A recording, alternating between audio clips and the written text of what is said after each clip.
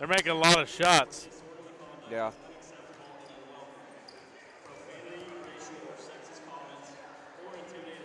Get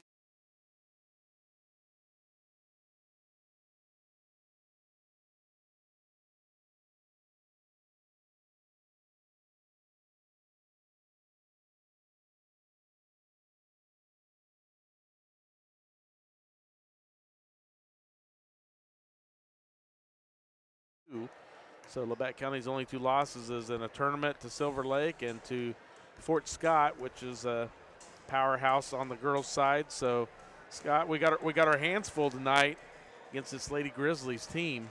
Yeah, we do. And the silver lining is that the Lady Vikes have nothing to lose. Exactly. You know, when you're 2-13 and your opponent's 13-2, you've already lost to the Lady Grizzlies once, earlier this season.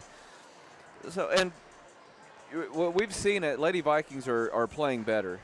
Yep. They're a much improved team. I'm hoping that the Lady Grizzlies come out a little overconfident maybe, and Lady Vikings can get off to a good start. And you see it all the time in sports. If you can hang with a favorite long enough, then a little bit of doubt starts to creep in. Sometimes Exactly. a whole lot of doubt starts to creep in when you're the favorite. And I'll be curious to see if the Grizzlies press, how the Lady Vikings handle it, because they've been doing a better job taking care of the basketball, but it's still been an issue at times. I agree totally. And then that matchup on December 20th, back before Christmas, the Lady Vikes, they hung with them for, most of the game. It was within 10 points most of the game. Labatt County had a comfortable lead the entire game, but the Lady Vikes did very well in that game. It was the last game before Christmas break. So, the Lady Vikes have the potential there. And, we saw it last Tuesday right here on this very court is, Lady Vikes came out of the half 8 for 8 shooting. Yeah. So, the potential's there. It's definitely, something. But I agree. It depends on the pressure. And, the Lady Tigers, when we played down at Fort Scott last Friday, they didn't press us a whole lot. And the Lady Vikes, hung with them for most of the, first half. And it wasn't, like a real lopsided until, late into the third quarter. Lady Vikes did end up getting down by 30 and end up having a running clock. But, the Lady Vikes hung with them. I think it was within 5 points at the end of the first quarter. Yeah. Down at Fort Scott, and the Lady Vikes, have the potential. They just need to score more. And we've talked about it numerous times. Sometimes they pass just a little too much, and then that third and fourth pass usually gets them in trouble, and they turn it over without even getting a shot off. Sometimes you just need to launch. I'll highlight 3 of our starters real quickly. I know Cadence Ball has been shooting the ball pretty well as of late. Sayla Ray, her stroke has looked very pure in warm-ups. She looks very relaxed, and she's made about 80%. Maybe she should save some of those for the game. I don't know. But they're going to need it. One of them hitting a 3 won't be good enough tonight. They'll need both of those girls to do pretty well from the 3-point line. And then Ayana Robertson, she was very timid, I thought, going up against some of the bigger LC girls, and I'm hoping that she will be much more aggressive this time around on the offensive end. I hope so as well, and it looks like we are getting close to time for the national anthem, and they are lining up for the national anthem. So let's go ahead and step aside for 2 minutes while we do the national anthem. You're listening to Viking Basketball on V93. Life is about movement, and the human body is like any high-performance machine. When miles add up, parts wear down, and that's when pain begins, and here's where it ends. At Labette Health, our nationally recognized orthopedic and sports medicine surgeons use advanced techniques to reduce recovery times and relieve pain for miles to come. Feel like new again at Labette Health in Parsons, Kansas. For more information, go to labettehealth.com. Bowen Pharmacy supports the Parsons Vikings here, and here, and here. It's our goal to keep you covered. At Bowen Pharmacy, we give no excuses for you not to make it to the game. And it's always a great day to be a Viking.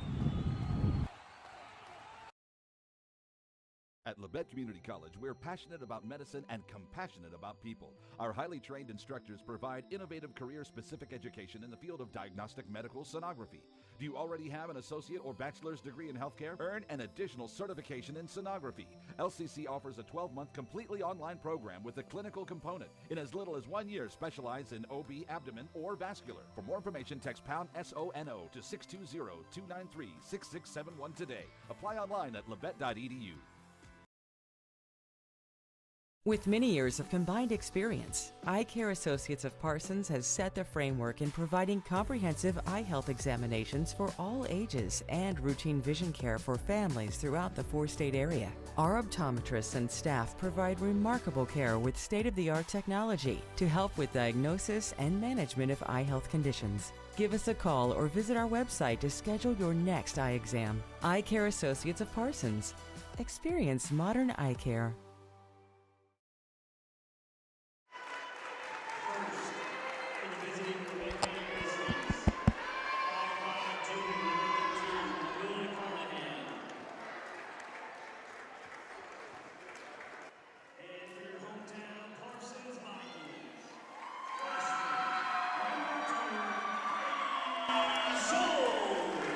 Welcome back to Parsons High School. Tony Fuentes, Scott Marlowe, and we are getting the starting lineups announced. And looks like it will be Amelia Carnahan, Landry O'Brien, Aubrey Boss, Kinsley Boss, and Madison Bevins for the Labette County Grizzlies. That'll be Cadence Ball, Ayana Robertson, Sayla Ray, Terry Draper, and Heidi Schultz. And Scott, I think this is Terry Draper's first start, if I'm not mistaken. I don't think I've seen I think you're Draper, right. I don't think I've seen Draper in the starting lineup this year, and that's I like it. I would say she has definitely earned it. She's a spark plug. I mean, she's definitely quick and can get the ball up the court. Sometimes a little bit out of control. Right. You know, sometimes if she just would slow up just a little bit. But if they're going to press us, I like her being in the game. I like that move by Coach Kroll. Yeah, she plays with a lot of energy on both ends of the floor, and yeah, if they are going to face some pressure in the backcourt, yeah, you need players like Draper. You know, one ball handler won't be enough. Yeah. Typically for this Lady Viking team. So hopefully they come out and get off to a good start, and like we said earlier, nothing to lose. Yep. So just go out and have fun. Yep. Sophomore Alex Stoneberger is suited up tonight, so we might see her at some point. I know she's trying to work her way back onto the floor, so we'll see how that progresses as the game goes. And it looks like it will be Aubrey Boss versus Ayana Robertson. Now Sayla Ray gets the tip. Lady Vikes with the first possession. Draper with it up top. Gets it to Sayla Ray. Back up top to Robertson. Robertson guarded by Boss. Now Draper. Back to ball all the way. Skip pass all the way across to Sayla Ray. She nearly lost it. Now Schultz. Lady Vikes down to 10 seconds on the shot clock. Robertson puts it on the floor. Lost it out of bounds. Just like that, Scott, we were talking about the amount of passes, and at some point you just got to let it go, let it fly. I think they were wanting to have a quicker shot, but the defense just wouldn't allow it. So now we got Carnahan, and now turnover by the Lady Grizzlies. So Lady Vikes going to get the ball right back. 0-0, 7:20 in the early going here. Here comes the press, Tony. Yep, Carnahan and O'Brien, along with the Boss girls at midcourt. So now Draper gets it across, but it's taken away by Boss. And they're going to say a double dribble by Boss. And so turnover and turnover. So a lot of turnovers to start here. Now gets it into Ray. Now another turnover. Trying to get it down low to Robertson.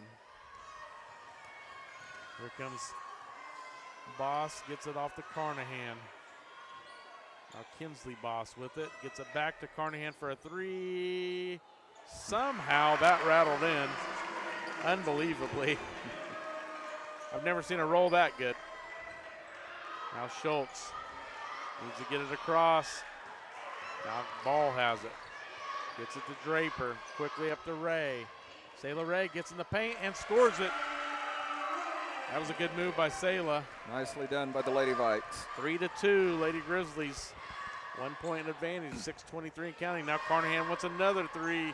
This time no good. Bevins with the rebound and put back. So Madison Bevins gets her first basket. 5-2 Grizzlies. Schultz with it. Gets it ahead to Robertson. Robertson should have never picked up her dribble there. Now it's going to be a jump ball going to the Grizzlies. I think if Robertson just keeps dribbling there, she's fine. Yeah. She's faster than she thinks. I mean, she could have went right past Boss. I'm not sure what she was thinking. Bevins. Back out to Landry O'Brien.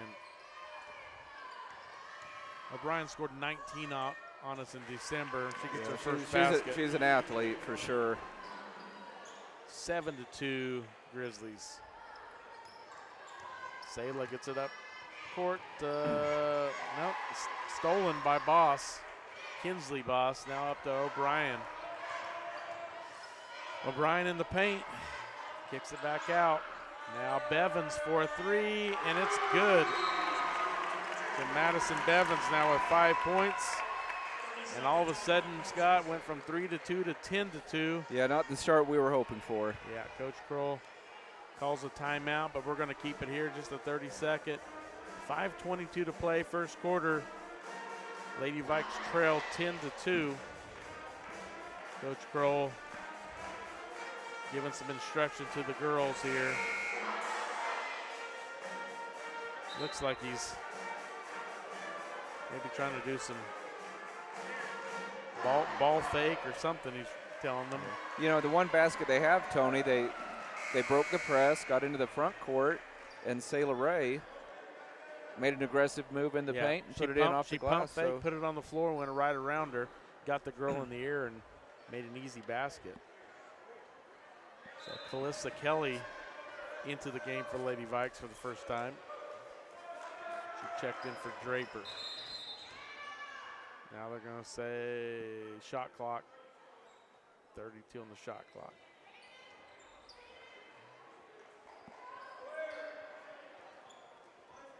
Lady Vikes may have gotten away. They might have turned that over there. I wasn't sure what was going to happen. But they had a nice double team. They do turn it over now. Now O'Brien has it.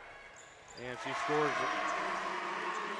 So 12-2. 10-point lead now for the Lady Grizzlies. Sayla Ray picks up her dribble. Now Schultz nearly lost it.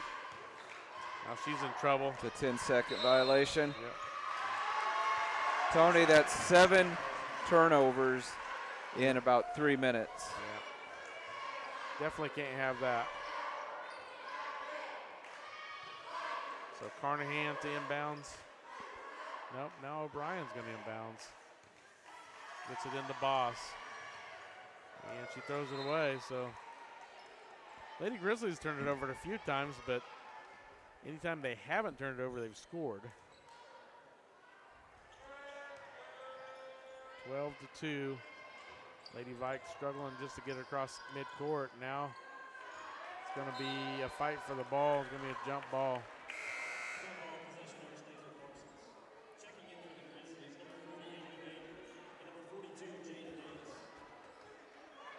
So it looks like Amory Baker checks in, and Anna Cantrell checks in for the Grizzlies. Looks like also Jaden Davis in for the Grizzlies as well. So Lady Vikes with the possession, trying to get it down low to Sayla Ray. Just can't do it. Another turnover. So it looks like Baker with the ball.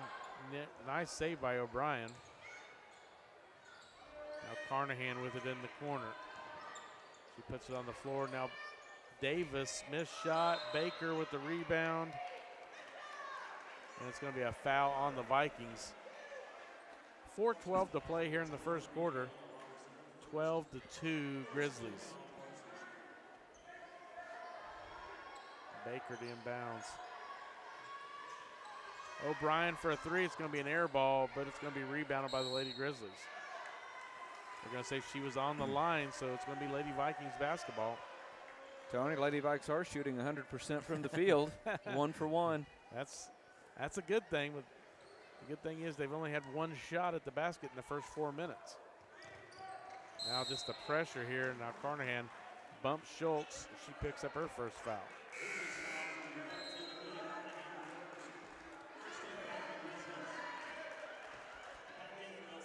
So 3:59 to play here, first quarter.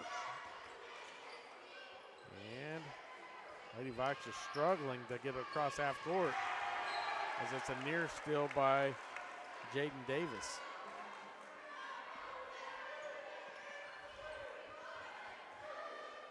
Cadence Ball to inbounds. Gets it into Schultz. Schultz cut off by O'Brien. Now she gets it back to Robertson. Cadence Ball launches from deep, and it's no good. Now Landry O'Brien with the rebound. Here comes the Grizzlies. Now O'Brien's going to launch from long distance. No good, but offensive rebound and put back is no good, but they say it was tipped by the Lady Vikes. And Draper's going to check back in for the Lady Vikes. So Grizzly basketball underneath their own basket, 12-2. Cantrell gives off to O'Brien. Another missed three by O'Brien. And now it's going to be out of bounds. Wow, that's not the way I saw it. Sayla Ray's confused as well. Yeah, I thought it should have been our ball. I agree. Lady Vikes have got to start rebounding, Tony. Yeah. Way too many offensive boards for the Lady Grizzlies. So Boss puts it on the floor. They're going to say she traveled. The Lady Vikes catch a break there. She made that basket. Sayla Ray to inbounds. 3:14 to play first quarter. 12-2 Grizzlies. They got to go quick. They barely get it across. Now they're trapped. There's got to be somebody open. Unless I missed something, Tony, it looked to me like Robertson was wide open. Yeah. On the other side of the court, and if they would have just lobbed it to her, she would have been able to go one-on-one. Yeah, probably would have had a layup and a foul. So I'm not sure I'm not sure what's going on there either, but I don't know if they're just not looking forward to across the half court or what, but they're just struggling to get the ball across. 3:04 to play, first quarter, 12-2 Grizzlies. Coach Kroll giving instructions to the girls that are on the floor.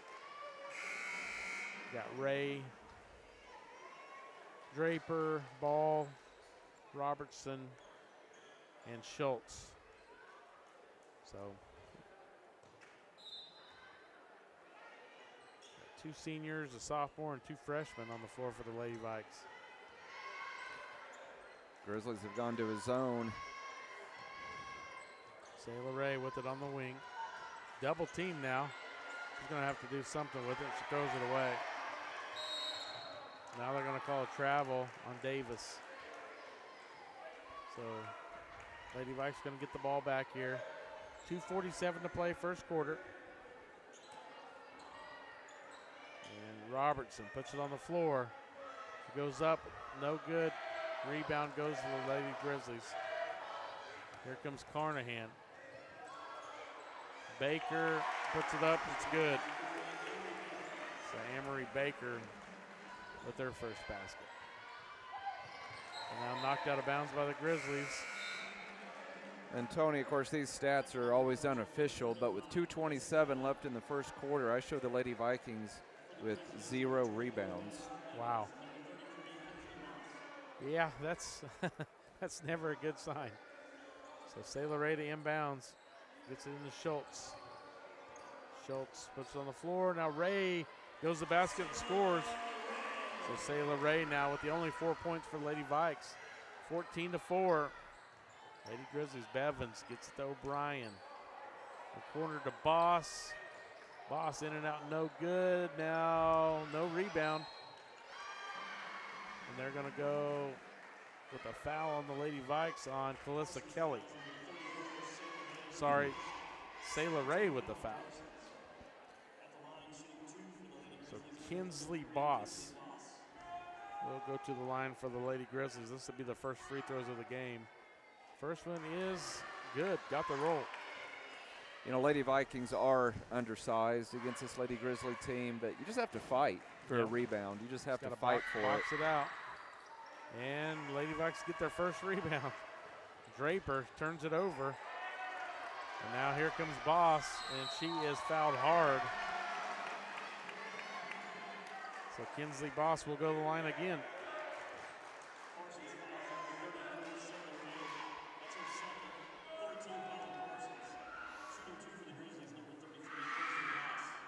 First free throw from Boss is no good, so she's 1 for 3 from the line. She'll have one more. 1:58 to play, first quarter.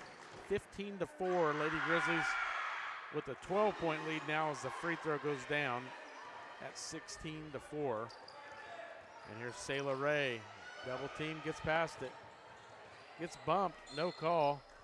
Now they're going to call a foul on Kinsley Boss. Nope, sorry, that's Aubrey Boss. So now Sailor Ray to inbounds. She gets it in the Cadence ball right back to Sailor. Now throws it away, but Draper comes up with it. Now Sailor thought about the three. It's just swarming defense by the Lady Grizzlies here. Schultz puts it on the floor, back out to Ray. It's like every time the Lady Vikes think about a shot, they get now an offensive rebound by Calissa Kelly.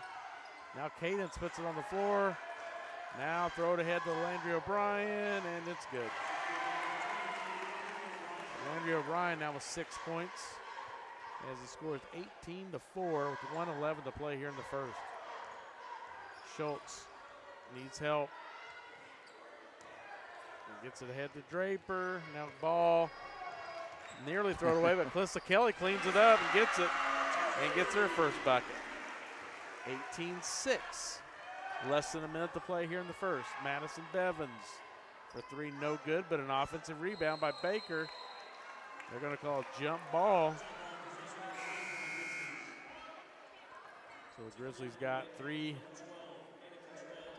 new players coming into the game.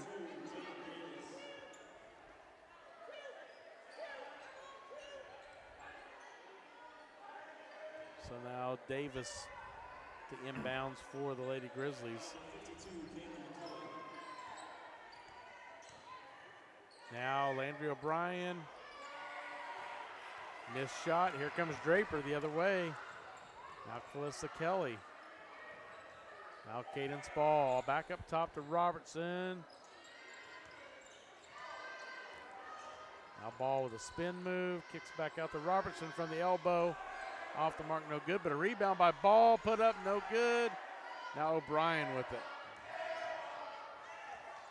Here comes Anna Cantrell. They get it underneath.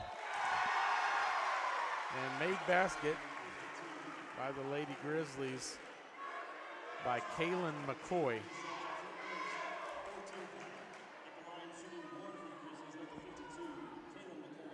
So she's a freshman into the game for the Lady Grizzlies. 20-6 now. Lady Grizzlies with the lead, and now McCoy knocks down the free throw, so makes it 21-6. And now nearly turned over. Lady Grizzlies with a near steal there. 6.8 seconds left here in the first quarter. Schultz, the inbounds, gets it in the Cadence Ball. Now Draper. Draper's going to need to shoot. They don't know. She put it up, and it's no good. So now into the first quarter, 21-6. Let's take a 1-minute break. This is the Viking basketball on V93.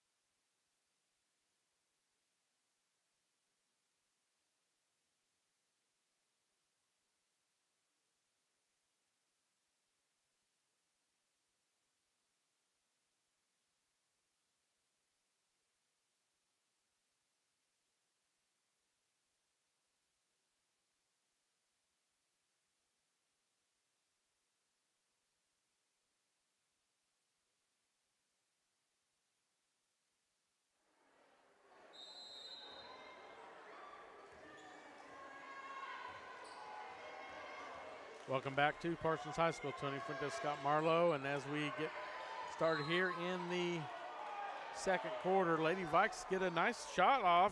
It's close to going in, but is knocked out of bounds by Lady Grizzlies, so Lady Vikes will keep the possession. So Robertson lost it. So here comes Cantrell for Lady Grizzlies. Now to Boss. Now Davis in and out and back in. So they've gotten a lot of good rolls tonight, Tony. Yeah, they have. Jaden Davis knocks down. And now Draper, triple team, gets it back out to Ray. Now Alex Stoneberger is into the game for the first time. Farrell Getman into the game for the first time as well. Now Sayla Ray with it on the wing. Goes baseline, puts it up and in. Sayla Ray knocks down another basket. She's got 6. Yeah, 3 of their baskets have been on drives by Sayla Ray. Yep. So 3 big buckets from Ray to give us 6 of the 8 points that we have. 23-8. Lady Vikes are trailing by 15 at the 7:05 mark here in the second quarter. O'Brien gets it into Aubrey Boss. Now O'Brien back in the paint, throws it up. I think I was trying to pass it to Davis, but it went out of bounds. At first I thought she was shooting. Now Stoneberger gets it back to Ray. Now back to Sayla Ray. Nope, stolen by O'Brien. And now, it would have been out of bounds off of Labette County, and Draper touches it as it goes out of bounds. So now Lady Grizzlies will throw it in underneath their own basket. So now Carnahan back to O'Brien for 3, no good. It's going to be a foul on McCoy for the Grizzlies. So 23-8, Lady Vikes trail by 15.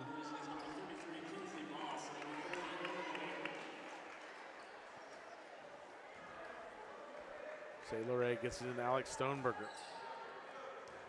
Ray gets it up to Draper. Now Draper in trouble, needs to get it across. They barely do. Stoneberger throws it away. Here comes O'Brien. Yeah, that pressure just a little too much for the Lady Vikes, Scott. Yeah, I was hoping they'd be able to handle it a little bit better, but I mean, the Grizzlies are 13-2 for a reason. Yeah. You know, they're a well-coached team with a lot of talent on the floor. Yeah, they run that press well. Yeah. They've done that for 25 to Yeah. 30 years. It's nothing new. They've been doing it for forever. Yeah. It's kind of like that 1-3-1 half-court trap that the Lady Blue Comets have been running for seemingly forever. Yeah, Christy Snyder put that in place years ago, and it stayed there because all of her assistants have been the coaches that have kept coaching the Lady Grizzlies team. So I can't remember a year when they've been bad, Scott. No, me neither. I'm just trying to think of a year, and it just doesn't seem like it ever changes. Yeah, just year in and year out. Yeah. Just solid program. Yep. Next person up, and they're good. Carnahan kicks it back out to Boss. Now underneath to Baker, missed the shot, but gets her own rebound. Now here comes Landry O'Brien back with it. Now Boss for a three, and they're going to call 3 seconds in the lane, maybe.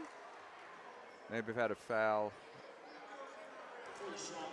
Offensive foul. Offensive foul on Amory Baker. So no basket as Boss knocked down that three. So Lady Vikings trail 23-8. Now Schultz with it. Needs help. Gets it across to Robertson. Stoneberger now triple team. Got to be somebody open. Now Sailor Ray for a three, and it's good. Sailor Ray now with 9 points, 23-11. Lady Vikings trail by 12, 5:22 to play here in the second quarter. Carnahan. Now Boss puts it on the floor, in and out, no good. Rebound goes to Stoneberger.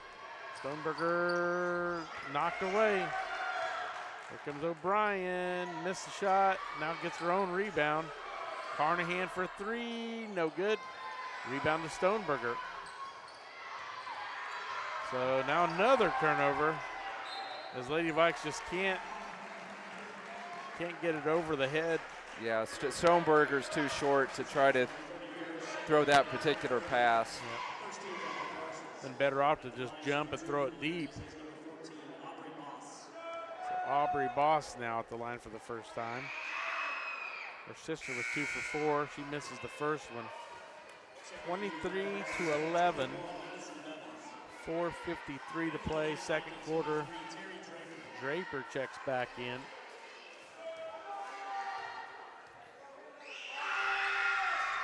Second free throw from Boss is good.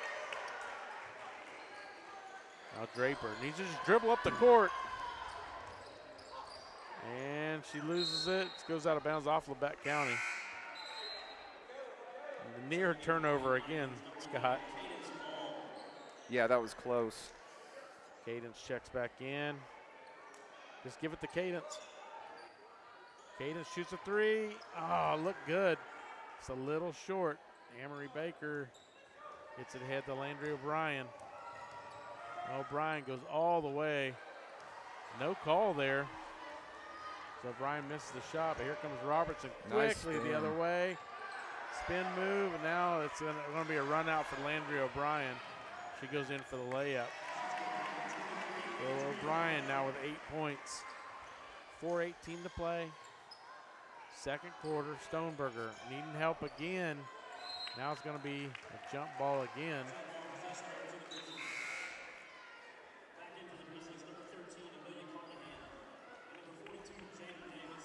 So Jaden Davis, Millie Carnahan check back in for Lady Grizzlies.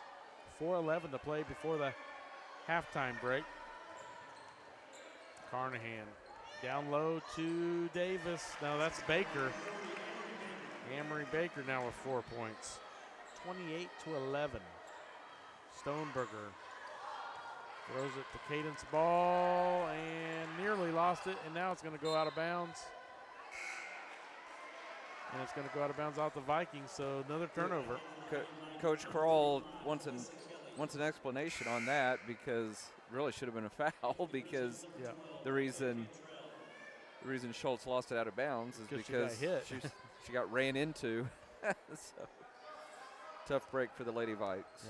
28-11. Carnahan down low to Baker. Back out to Carnahan, and now back to Baker. A lot of bodies in the paint there.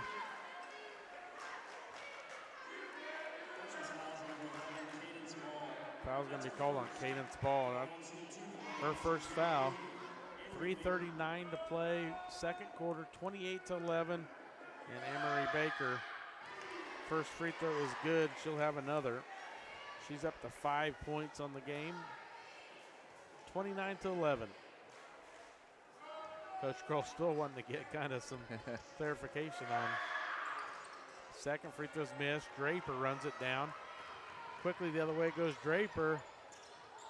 Gets it to Cadence, and Cadence just throws it away. She should have just shot that if she's going to do that. Now quickly the other way to Baker. Now blocked by Robertson. Nice defense. Very nice. 29-11. Lady Vikes trail by 18. 3:25 to play. Second quarter. Carnahan to inbounds for the Grizzlies. Gets it in up top to Cantrell. Now back to Carnahan. No good. Cadence Ball. Gets it ahead to Schultz. Nearly poked away by Cantrell. Schultz needs help. Gets it the ball. There's got to be some fouls. There's a lot of hand checking going on. Now Robertson puts it on the floor. And there's going to be another jump ball. And this time will go to Lady Vikes.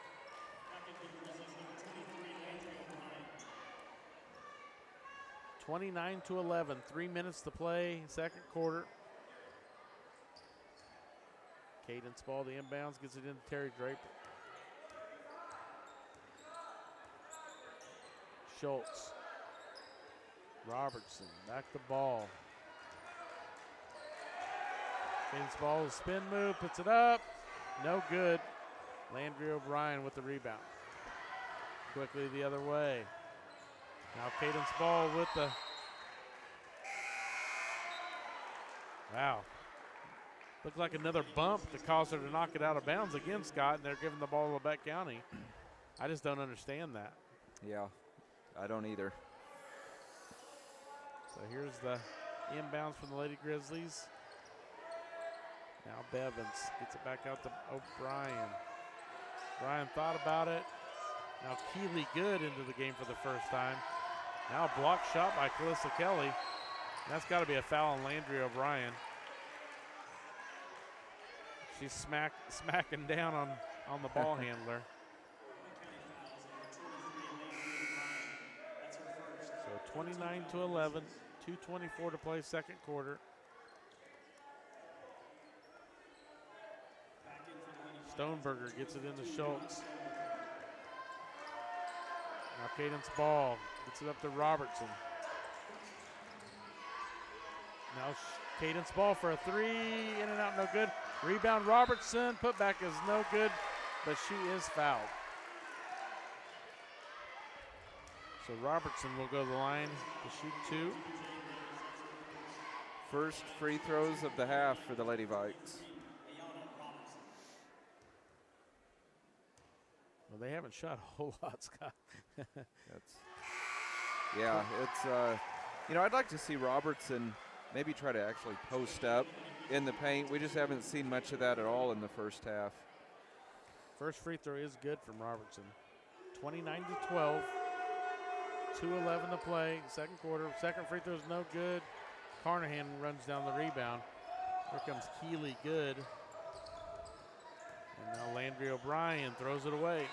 Lady Vikes gonna have the possession here. 2:02 to play, second quarter. Stoneberger.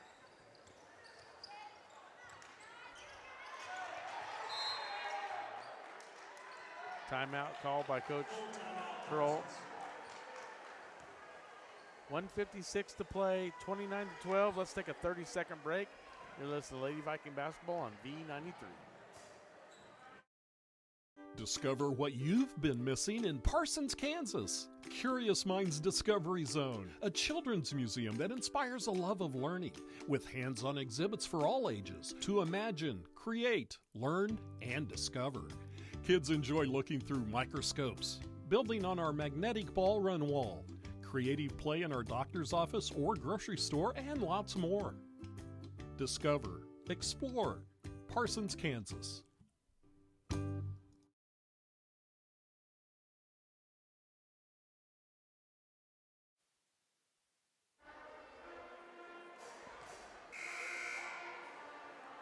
Welcome back to Harold C. Johnson Gymnasium at Parsons High School. Tony Fuentes, Scott Marlowe, Karen Hardesty back at the KLKC studio patching us through. And we have 1:56 left here in the second quarter of this girls matchup. Lady Vikes down by 17, scores 29-12. Lady Vikes with the possession currently. Schultz to inbounds to Stoneberger, gets it up the floor to Calissa Kelly. Now Robertson. Robertson puts it up, no good. Rebound goes to Stoneberger. Now Ball wants a three, and it's good. Cadence Ball gets her first basket. 29-15. Lady Vikes trail by 14. And they're going to call a travel on Baker. So Lady Vikes catching a break there. I like the ball movement there, Scott, on that last. Yeah, coming out of that timeout, that was sharp. A lot of quick passes. They didn't even put the ball on the floor until late, and then Robertson put it on the floor and then put up a nice shot. So now backcourt. She jumped across. I thought she was good. I'll have to check the rule book on that one, Tony, because she did catch it in the front court, but maybe you can't jump across like that. So now Carnahan with it. Gets it into Boss. Now Boss trying to get down low to McCoy. Shot up, no good, and now it is going to stay with the Lady Grizzlies. So, yeah, just size down low, I think, is definitely an issue on some of those rebounds. Now O'Brien gets it out to Carnahan for a three. No good, and it's going to go to Lady Vikes. And what the Lady Vikes need to realize, LC has shot and missed a lot of corner threes, and it seems like 90% of the time that ball is going to go off to the weak side. Yep. And now O'Brien is going to get fouled by Schultz as she stole the ball in the backcourt. O'Brien's just so quick, got quick hands. It's just tough to just even get it by her. Now Bevins with it. Gets it to now Landry O'Brien for a three, no good. They've missed a lot of shots, Scott. Yes, they have. Now Carnahan puts it up and it's good. So Amelia Carnahan now with 5 points. 31-15, Lady Vikes trail by 16. Now Robertson gets it to Kelly. Kelly down low is good. Melissa Kelly gets her second basket. I like the ball movement there. When you break the press, you get layups. Yep. So now Boss, to Carnahan, to O'Brien. Now Robertson, leaping ability is there. That was awesome. And now knocked out of bounds by the Lady Grizzlies. Man. She can jump. That was impressive. All of a sudden, you just seen white, a white jersey go up and grab that ball. Now Robertson. Now ball for a three. This time is no good. And here comes Lady Grizzlies with the possession. 17.8 seconds left here in the second quarter. Carnahan brings it up the court. 31-17. Now Boss. Now Landry O'Brien. Thought about shooting it there. Now she held back. Now Carnahan.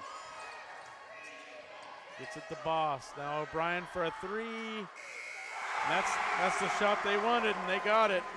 As she knocks it down. Landry O'Brien now in double digits with 11. They have us doubled up at the half, 34-17. Let's take a 2-minute break. You're listening to Viking basketball on V93. Discover what you've been missing in Parsons, Kansas. Curious Minds Discovery Zone, a children's museum that inspires a love of learning with hands-on exhibits for all ages to imagine, create, learn, and discover. Kids enjoy looking through microscopes, building on our magnetic ball run wall, creative play in our doctor's office or grocery store, and lots more. Discover, explore, Parsons, Kansas. At Labette Center, we have worked hard to make it easier than ever to start on your journey to wellness. The center provides a full range of mental health and substance use services to individuals of all ages. With expanded services and same-day access, you can begin your journey when you are ready. Visit our website at lcmhs.com to find out more about our services and begin your journey to wellness today. Labette Center for Mental Health. Help for today. Hope for tomorrow. Hi, I'm Shelby, one of the pharmacists at Bowen Pharmacy. Not only do we keep you up to date on your COVID and flu vaccines, but we also offer pneumonia, shingles, hepatitis, meningitis, tetanus, and whooping cough vaccines. Based on the latest CDC guidelines, we can recommend the vaccines to keep you and your family healthy. Thank you for always choosing Bowen Pharmacy. We're here today and we'll be here tomorrow.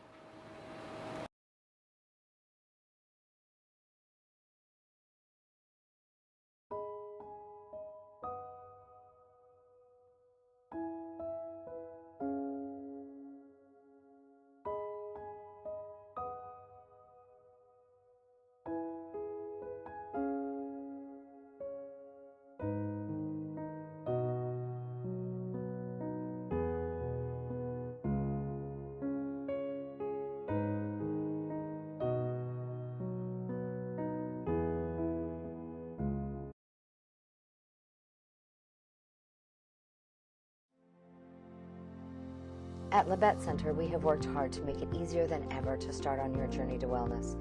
The center provides a full range of mental health and substance use services to individuals of all ages.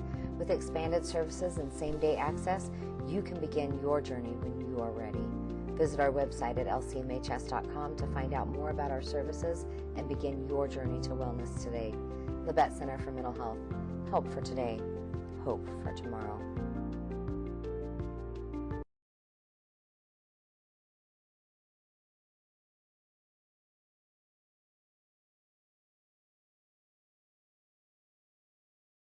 Buzzer. So Lady Vikes, I mean, the ability's there. I mean, they were right there the whole second quarter, even with the press on.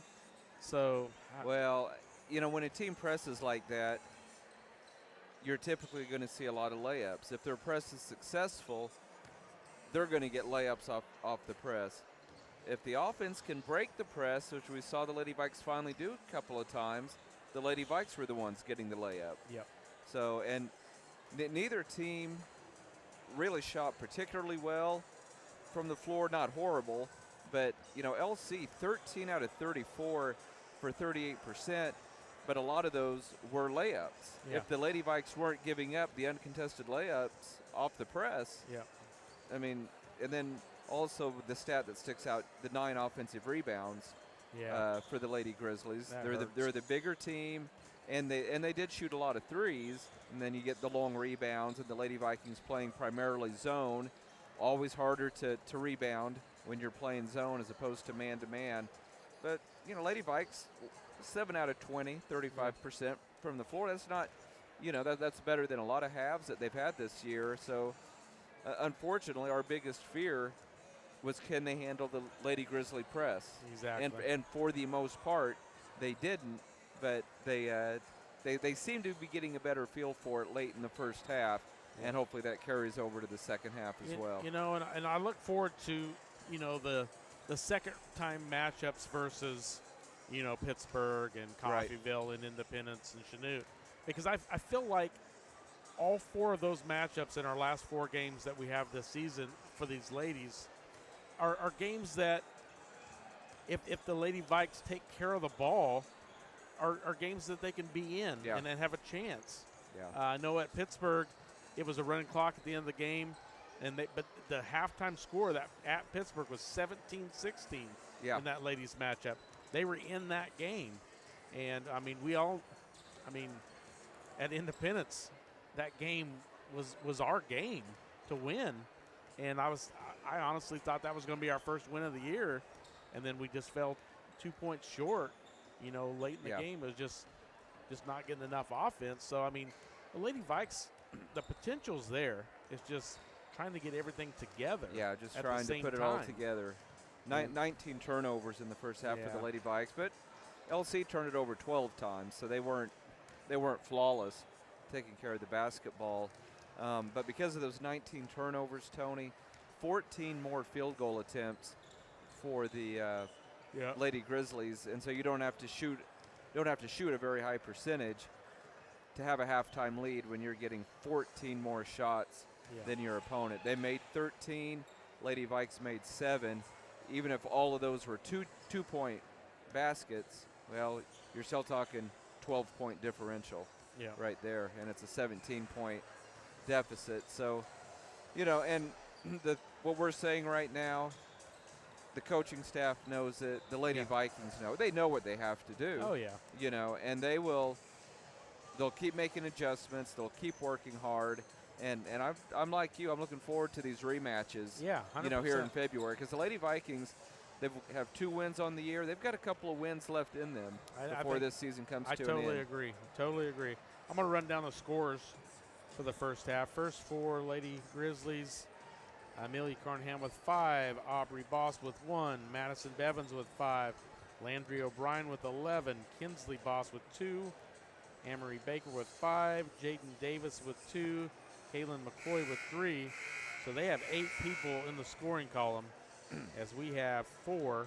Caden Spall has 3, Ayana Robertson with 1, Sayla Ray with 9, Calissa Kelly with 4, and I just think we just need to get more points out of Robertson and Ball, and try to keep this game within 10 to 15 points. I'm telling you, Tony, I think in this particular matchup, at least the way that LC has been playing, if the Lady Vikes get it into the front court and are able to set up their half-court offense, they could get Anna Robertson to play with her back to the basket. If they could just get it into her where she can get a touch, she is such a good leaper, and she's just not a good leaper. She's a quick leaper. Yep. She gets off the floor very fast, and she can elevate over anybody that LC has. Get her the ball, and if she elevates immediately, she's either going to get a foul or a basket or both. Yep. So I totally agree with that. So the halftime score is 34-17, Grizzlies with a 17-point advantage. And we are going to wrap up the Eye Care Associate of Parsons halftime report, brought to you by Doctors Gilmore, Newland, and Ray. And let's take a 1-minute break, and then we'll be back ready for the second half. So 1-minute break. This is the Viking basketball on V93. Life is about movement, and the human body is like any high-performance machine. When miles add up, parts wear down, and that's when pain begins, and here's where it ends.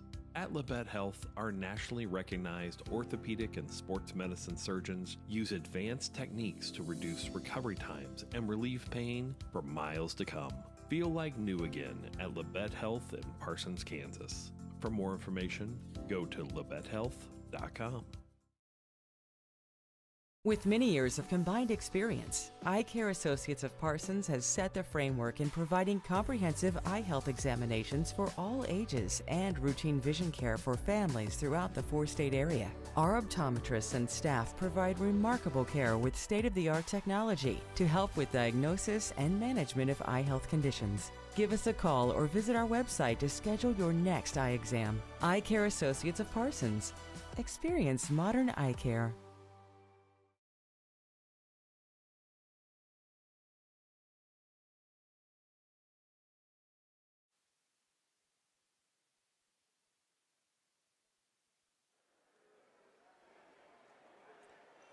Welcome back to Parsons High School, Harold C. Johnson Gymnasium.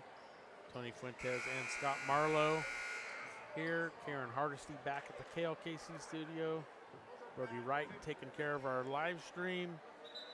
And we are ready for second half, and Lady Grizzlies will have the first possession of the second half as the Lady Grizzlies with a 17-point lead at the half, 34-17, and Carnahan to inbounds for the Lady Grizzlies, gets it into Landry O'Brien.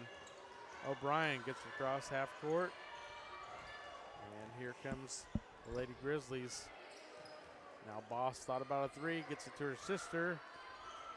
Back out to Audrey Boss. Now Bevins with it. Bevins puts it on the floor and shoots it, scores. So Madison Bevins now with 7 points.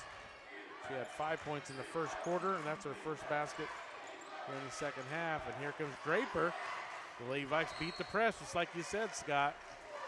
Beat the press, got to the paint, and put it up, and is fouled. Hey, you know what a smart play by Draper. She a little bit undersized, took it right into the body of the defender. You're going to get the call 99% of the time when you do that. Yep, Terry Draper at the line for two. First one is up and good. So Draper gets her first point of the game.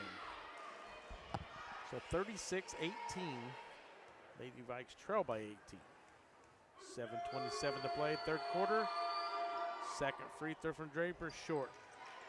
Here comes Aubrey Boss. Gets it ahead to Carnahan. Now Bevins with it on the wing. Now in the paint to Kinsley Boss. She missed the shot, but is fouled. So Kinsley Boss has only scored from the free throw line.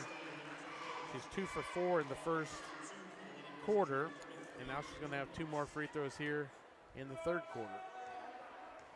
7:16 to play. First free throw is no good. 36-18. Lady Grizzlies with a comfortable lead. Now Boss with the second free throw, in and out, no good, but an offensive rebound by her sister, Aubrey Boss. And now nearly thrown away. Actually, it's tipped by Lady Vikings out of bounds, I guess. Yeah, I think Robertson got a hand on it. So O'Brien gets it into Carnahan. Now O'Brien gets it to Boss, back to Carnahan, now back to Aubrey Boss. In the paint, no good. Aubrey Boss gets her own rebound and put back. So Aubrey Boss gets her first basket. So 38-18 is our score. And now we got a foul on Aubrey Boss. That's her third. So Schultz the inbounds for the Lady Vikings. Here comes Amory Baker checking in for Aubrey Boss.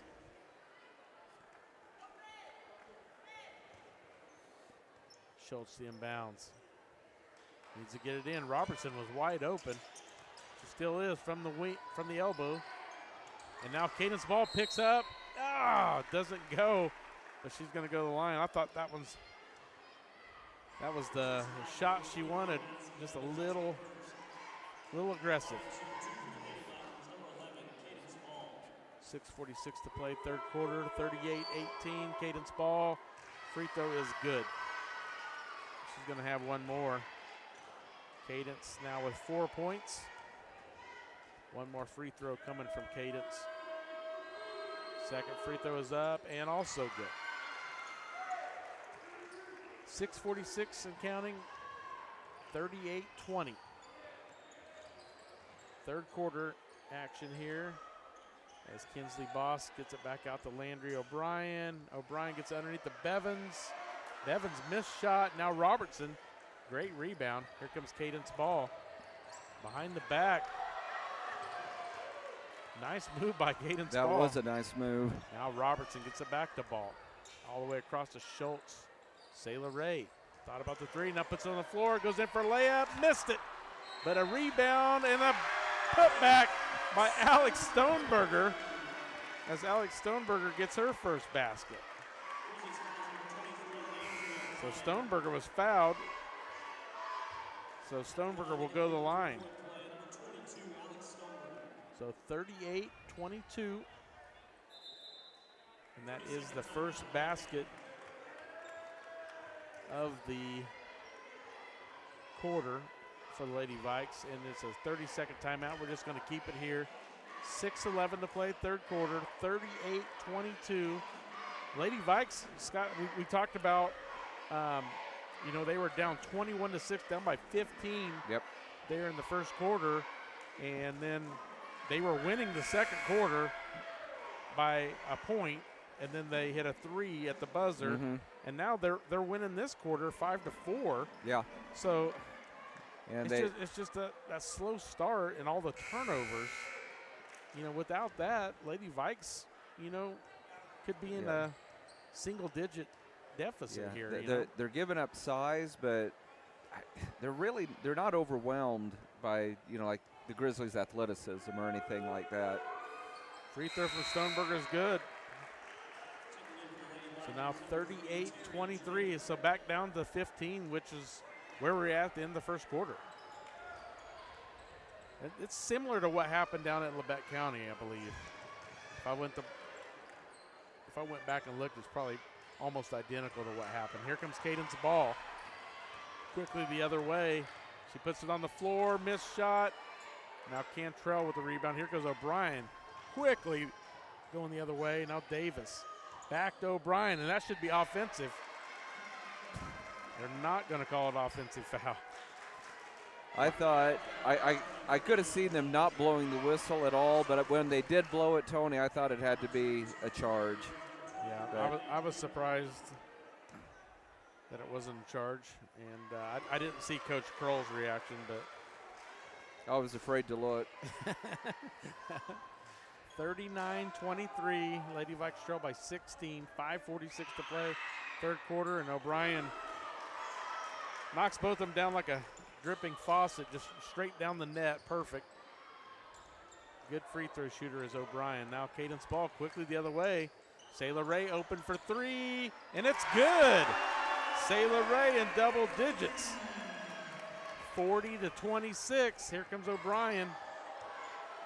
Ryan gets it down low to Davis. Davis puts it up and in. So an easy basket from the Lady Grizzlies. The Lady Vikes are starting to kind of break this press.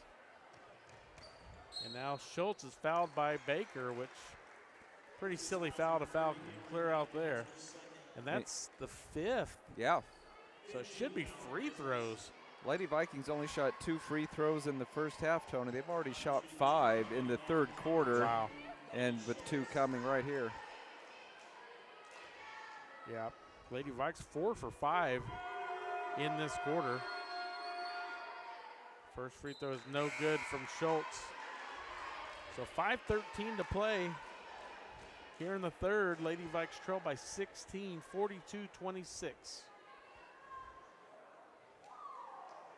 Schultz is a little gimpy up there at the line, and they say she's okay.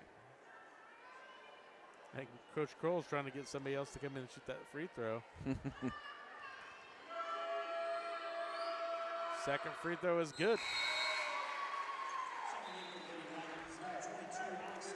42-27. And here comes Stoneberger back into the game.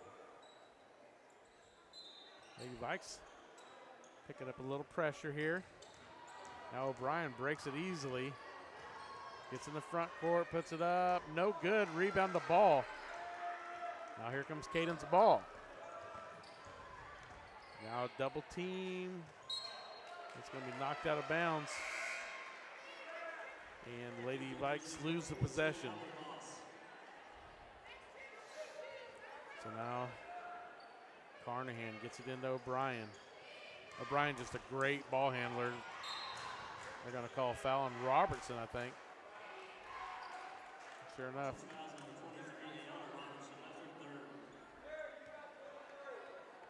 So Robertson picks up her. It says third, Scott. Is that? Yeah, that's. Wow.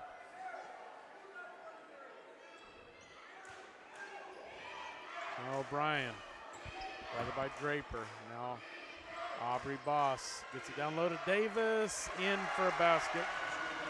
So that's a nice little give and go there. Lady Vikes in the backcourt here, need to get it across. And now it's nearly stolen by Davis. Now Caden Spall at the inbounds. 4:34 to play, third quarter, 44-27. Ball. Now stolen by Carnahan. They're going to call jump ball possession, staying with the Lady Vikes. It's just, the Lady Vikes can't lose the possessions on those when they have the ball. Yeah. And they pick up their dribble, then the other team just gets them into a jump ball situation. It happens too much. Now Carnahan's going to pick up a foul.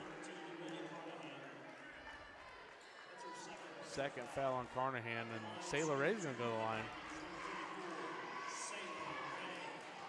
Yeah, we need to get them into fouling more in the last 4:23 here and get some more easy free throws. First free throw for Sailor Ray is good. She's up to 13 points. Yeah, she's had a great evening. She's scored in every quarter so far. Second free throw from Ray is off, no good. Davis with the rebound. Here comes O'Brien, guarded by Draper. Draper. Now Amory Baker scores it. She scored in every quarter. She's got 7. Now Robertson in the paint, puts it up, and good. Robertson with their first basket and third point. Now here's O'Brien. O'Brien gets it down low to Davis. Wow, Scott, I don't know how that went in. I think it slipped out of her hand, and it still went in. Yeah, and now poked away by the Grizzlies, and now they're going to call a foul on the Lady Vikes.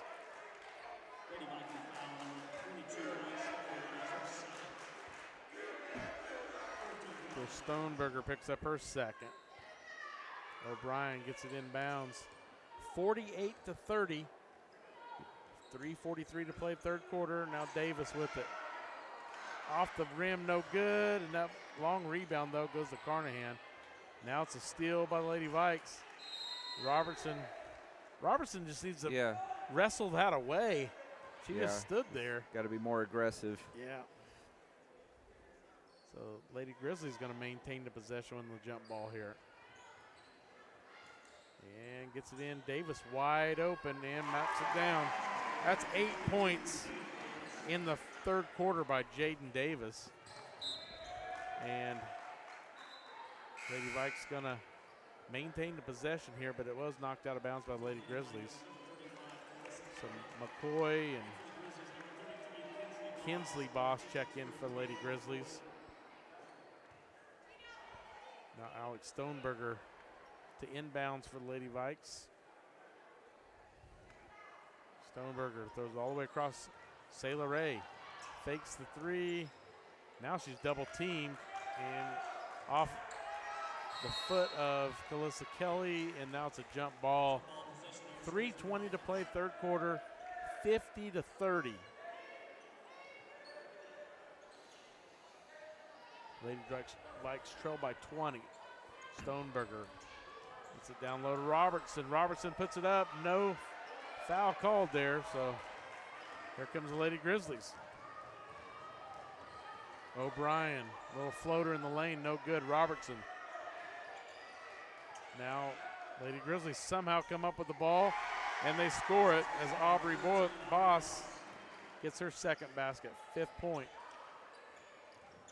Now Sailor Ray with it in the backcourt. Lady Vikes got to get it across. They got a timeout by Coach Kroll. Let's take a 30-second break with them. You're listening to Lady Viking basketball on V93.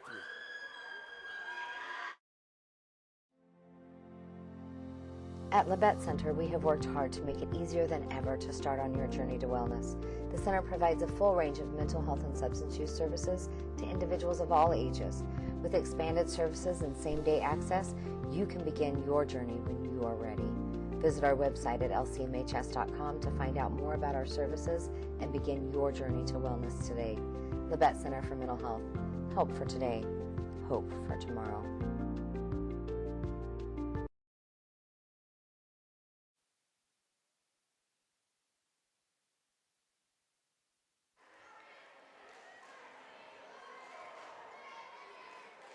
Welcome back to Harold C. Johnson Gymnasium at Parsons High School. Tony Fuentes, Scott Marlowe. 2:51 to play, third quarter. Lady Vikes now in a 22-point hole. They got it to within, I think, 13, Scott. I think that sounds right. And, yeah, it's just been kind of a little bit of a run out here by the Lady Grizzlies the last couple of minutes, even though the Lady Vikes, if they get fouled, they're going to the free throw line. They just need to get in position to get fouled, I believe. But Lady Vikes just need to get across half court. There's Cadence Ball, and she tries to get it to Robertson. Now they're going to say it's off of Robertson, out of bounds. And they just struggling with the press. Every time they break it, good things happen.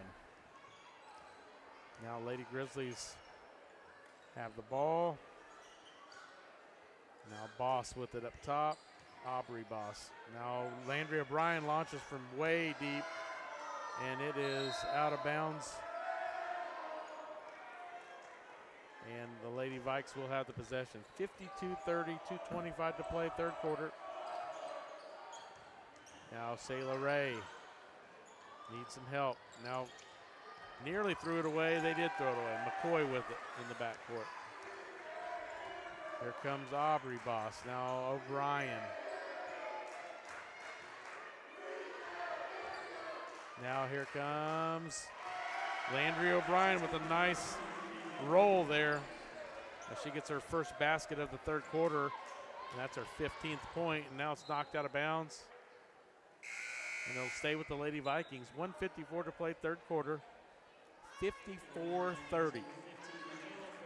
One thing we haven't talked about, Tony, is LC always has so much depth. Yeah. You know, and it just makes things very, very difficult on the opponent. Now, Cadence Ball with a nice basket gets her to 7 points. 146 and counting, 54-32. Now Madison Bevins gets it back to Carnahan. Now Kinsley Boss. Carnahan's going to launch for three, no good.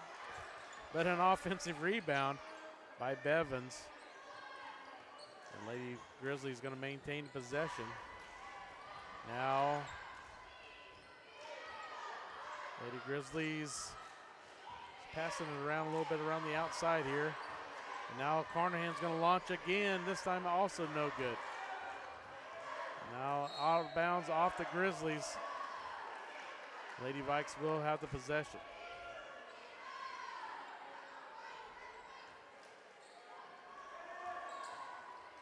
So Lady Vikes get it across. Cadence Ball. I thought she double dribbled there, Scott. Now she needs help. Gets it to Michaela Farrell-Getman, and she gets the roll. So Farrell-Getman gets her first basket. 54-34. So Lady Vikings not giving up. They're still fighting hard. And here comes a three-pointer from Bevins from the corner. And just as we say, there's no give up. It's a 10 points now for Bevins. And now missed shot by Cadence Ball at the rim. And here comes the freshman, Annie Spencer. Now Stoneberger trying to get it down low to Farrell-Getman and thrown away, and McCoy comes out of there with it. So Spencer up the court, stolen by Ball. So here comes Cadence Ball. She's bumped. She's going to go to the line and shoot two. Tony, Lady Vikes shooting 50% in this quarter. Unfortunately, LC continues to shoot about twice as many shots, and they're shooting over 50%. And Cadence Ball now at the line for two. First one no good. So it's Eberhardt is the number 20 for Labette County. I was looking at it wrong. Senior guard Kaylee Eberhardt. So Cadence Ball will have one more free throw. It is up and good. Wiped it off, Tony. Say she was over the line? Yeah. So still a 23-point advantage for Labette Grizzlies. 57-34. Down to 6 seconds. There's Carnahan. Corner for Boss, no good. Into the third quarter, Lady Vikes trail by 23, 57-34. So let's take a 30-second break. You're listening to Viking basketball on V93. Life is about movement, and the human body is like any high-performance machine. When miles add up, parts wear down, and that's when pain begins, and here's where it ends. At Labette Health, our nationally recognized orthopedic and sports medicine surgeons use advanced techniques to reduce recovery times and relieve pain for miles to come. Feel like new again at Labette Health in Parsons, Kansas. For more information, go to labettehealth.com.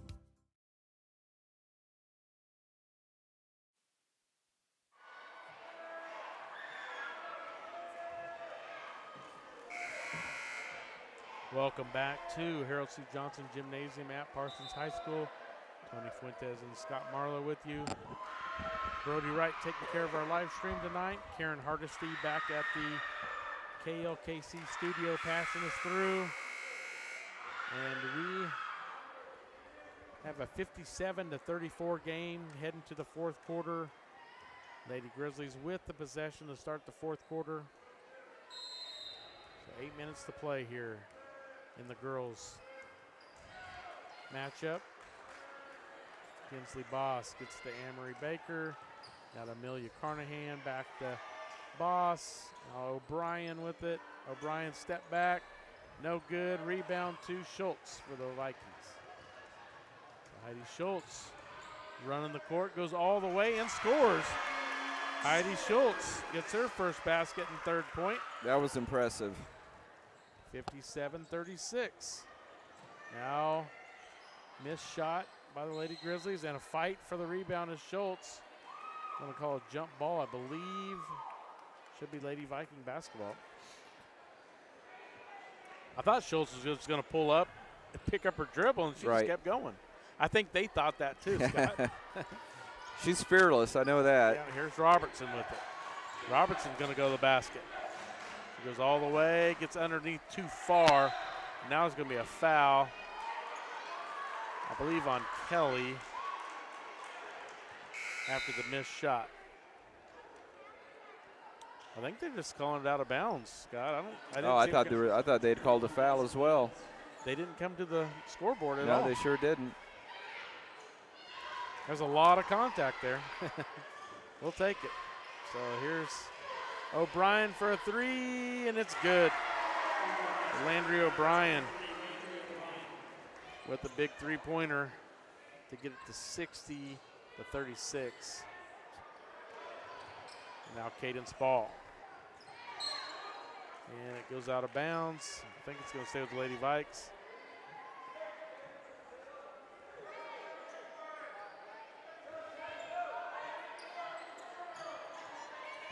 So now Sayla Ray puts it on the floor. Double team now in the corner. Wow, there's got to be something there. There's a lot of contact. Now Cadence Ball gets it to Robertson. Back out to Ray for a three, and it's good. Sayla Ray has scored in all four quarters. Lady Vikes now trail 60-39.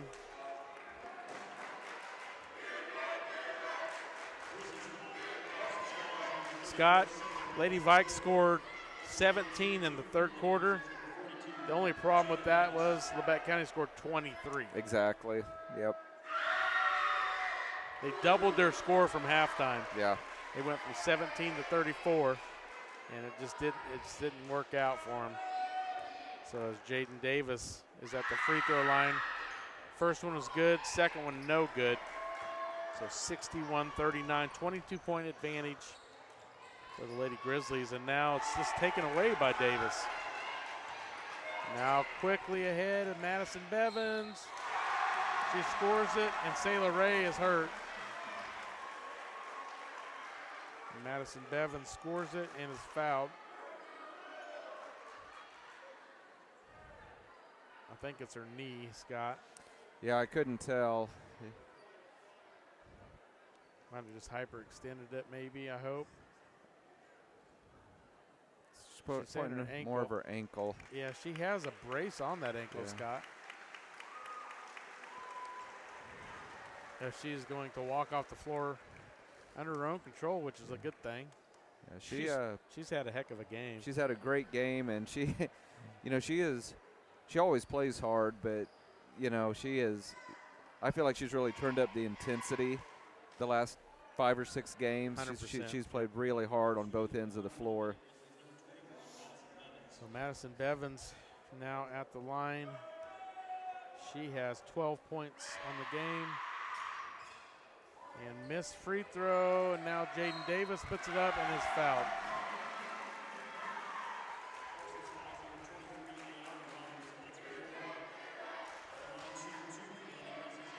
And that's going to be the 4th foul on Robertson. 6:11 to play in the ball game. Davis' first free throw is good.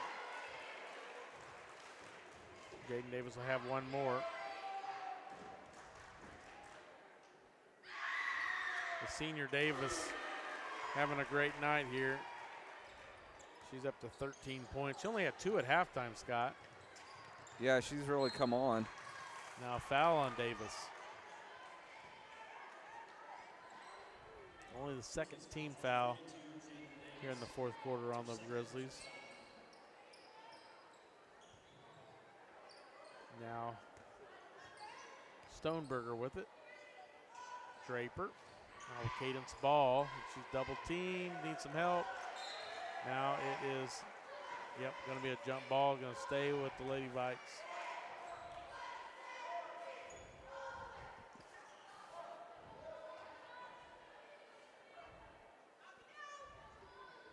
Schultz the inbounds. Needs to get it in, gets it into Draper. Draper gets it to Stoneberger. Ball's open on the wing. She shoots and scores. Cadence Ball has scored in the last 3 quarters. The only quarter she didn't score in was the first. And now knocked out of bounds by Ball. She had a near steal there. Cadence Ball up to 10 points, Scott, so she's in double digits. Yeah, she's been on a great streak here as of late. Yep. Missed shot by Davis. But Boss with the rebound now out to O'Brien.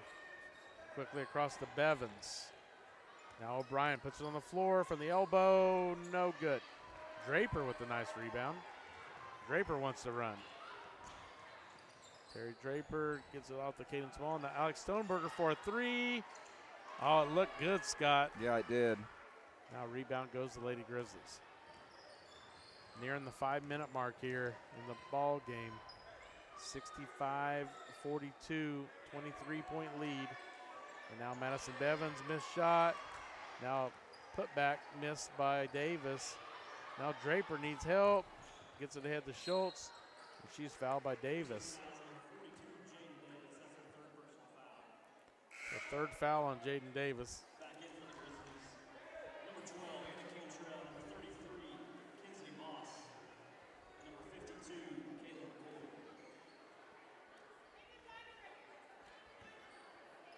Schultz needs to get it in, gets it into Farrell Getman.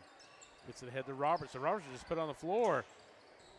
And now it's stolen. And here comes O'Brien. Pulls up.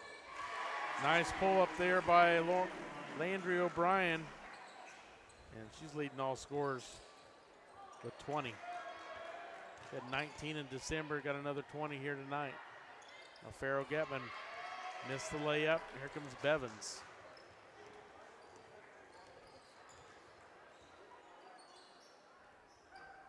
Cantrell with it on the wing. Now Boss gets it back to Bevins. Bevins puts it on the floor from the elbow. No good, but McCoy with the cleanup. And Kaylin McCoy gets her 5th point. So 69-42. Lady Vikes trailing by 27, 3:56 to play. Kaylee Eberhardt checking in. And number 34, Keely Good, checked into the ball game for the Lady Grizzlies. McCoy with it. Back to Cantrell for a 3. And Anna Cantrell gets her first basket. 72-42, down by 30 now, Lady Vikes. Now Stoneberger Now Draper with it. Draper puts it on the floor, goes to the basket, and is fouled. Got it on McCoy. That's going to be her second. So 3:20. That's going to be a running clock now, Scott, since it got to 30. 72-42. Lady Vikes fought hard. Just, yeah, credit to both teams really, because I feel like the effort was outstanding. But the Lady Vikes got into that deep hole there in the first quarter, and just not able to get back from it. And free throw goes down from Draper. Second free throw from Draper is in and out, no good. Rebound goes to McCoy. Now nearly stolen by Robertson, but it's going to stay with the Grizzlies as we're down to 2.5 to play in the ball game. Now here comes Cantrell bringing it up the court. That's got to be, wow, I don't know. Looked like a It was close to a backcourt for sure. So Cantrell with it. She needs help. Gets it to Eberhardt. Now underneath to McCoy. McCoy scores it. McCoy now with 7 points. Here comes Lady Vikes. Stoneberger with it. Gets it to Schultz. 74-43. 31-point lead. And now a turnover by Lady Vikings. Cantrell with it. Gets it ahead to Keeley Good. Now Cantrell down low to Baker. She puts it up, no good. Gets her own rebound. Put it back up. And they're going to call a foul on Stoneberger. That's going to be her third.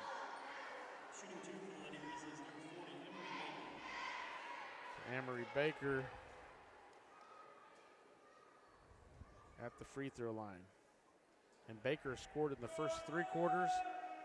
If she can make a point here, she does, and she scored in all 4 quarters. And anytime a player can score in all 4 quarters, Scott, I mean, that's pretty impressive. Yes, it is. And Lady Grizzlies have several that have done that. Lady Vikes, Sailor Ray did it for Lady Vikes, scored in all 4 quarters, but she is on the bench at the moment with a hurt ankle. And now it's out of bounds. I think it's going to stay with the Lady Vikes. 75-43 as we near the end of this game. Lady Vikes are going to fall to 2-14. Now Cantrell with it. Up ahead to Keeley Good. Now knocked out of bounds. Nope, stays in bounds. Now Baker. Turnaround is good. And Amory Baker gets her 10th point. She's in double digits. Now Draper needs help. Throws it up to Stoneberger. 10 seconds left to go in the game. Robertson puts it up. In and out, no good. And that's going to be the ball game. Lady Vikes lose this one 77-43. And let's take a 1-minute break. Then we'll come back and go over the highlights. 1-minute break. You're listening to Viking basketball on V93.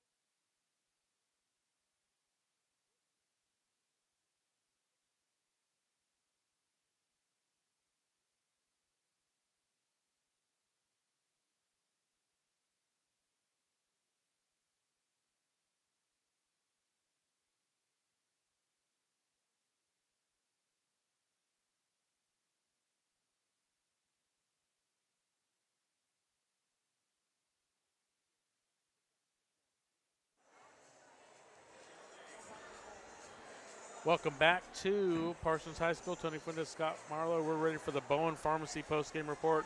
On the girls' side, I'm going to run down the scores. First for the Lady Grizzlies, Anna Cantrell with 3, Amelia Carnahan with 5, Aubrey Boss with 5, Madison Bevins with 10, Landry O'Brien with 20, Kinsley Boss with 2, Anne-Marie Baker with 10, Jaden Davis with 13, and Kaylin McCoy with 7. For the Lady Vikes, Heidi Schultz with 3, Terry Draper with 2, Cadence Ball with 10, Farrell Getman with 2, Ayana Robertson with 3, Sayla Ray with 16, Calissa Kelly with 4, Alex Stoneberg with 3. Lady Vikes end up with 8 scores, Scott, but just too little, too late. And Lady Grizzlies just too much tonight. Yeah, Lady Vikings played a pretty good second half in stretches. Unfortunately, LC also increased their efficiencies on the offensive end. And, Lady Vikes, they fought hard the whole way, but, they were just outmatched. And we mentioned a couple of times that deeper bench that LC has, that's why they can press the entire game. They just keep throwing fresh bodies out there. And it makes it tough when, you're maybe a little bit shorthanded on the other end. But Lady Vikes, they actually only turned it over 10 times in the second half, so they did take better care of the basketball. 8 out of 18 from the field, so not bad. Unfortunately, the Lady Grizzlies 17 for 35, so they were nearly 50% in the second half, and that trend continued. You look at the disparity in turnovers, and it led to about twice as many shots for the Lady Grizzlies. Yeah, so, that makes it tough. But yeah, I mean, we knew coming in, that was going to be the case. I mean, Lady Grizzlies now 14-2 on the season, and they're in position to probably host 2 games, sub-state. Definitely. So, they're a tough team. So, well, Scott, we're going to wrap up the halftime report. What time are you thinking for the boys? Yeah, let's see. We've got 13 minutes. It's 7:27 now. 7:27. Karen, if you want to send it back to us at 7:35, and we'll get going with the pregame for our boys contest. Should be a good one. Vikings against the Grizzlies in a rematch from back in December. So once again, Lady Vikings come up a little bit short to the Lady Grizzlies. We'll be back with our pregame for the boys show in just a few minutes. You're listening to Viking Basketball on V93. Life is about movement, and the human body is like any high-performance machine. When miles add up, parts wear down, and that's when pain begins, and here's where it ends. At Labette Health, our nationally recognized orthopedic and sports medicine surgeons use advanced techniques to reduce recovery times and relieve pain for miles to come. Feel like new again at Labette Health in Parsons, Kansas. For more information, go to labettehealth.com. Discover what you've been missing in Parsons, Kansas. Curious Minds Discovery Zone, a children's museum that inspires a love of learning, with hands-on exhibits for all ages to imagine, create, learn, and discover. Kids enjoy looking through microscopes, building on our magnetic ball run wall, creative play in our doctor's office or grocery store, and lots more. Discover, explore, Parsons, Kansas. Hi, I'm Shelby, one of the pharmacists at Bowen Pharmacy. Not only do we keep you up to date on your COVID and flu vaccines, but we also offer pneumonia, shingles, hepatitis, meningitis, tetanus, and whooping cough vaccines. Based on the latest CDC guidelines, we can recommend the vaccines to keep you and your family healthy. Thank you for always choosing Bowen Pharmacy. We're here today and we'll be here tomorrow. At Labette Community College, we're passionate about medicine and compassionate about people. Our highly trained instructors provide innovative career-specific education in the field of diagnostic medical sonography. Do you already have an associate or bachelor's degree in healthcare? Earn an additional certification in sonography. LCC offers a 12-month completely online program with a clinical component. In as little as 1 year, specialize in OB, abdomen, or vascular. For more information, text pound SONO to 620-293-6671 today. Apply online at labette.edu. With many years of combined experience, Eye Care Associates of Parsons has set the framework in providing comprehensive eye health examinations for all ages and routine vision care for families throughout the four-state area. Our optometrists and staff provide remarkable care with state-of-the-art technology to help with diagnosis and management of eye health conditions. Give us a call or visit our website to schedule your next eye exam. Eye Care Associates of Parsons. Experience modern eye care.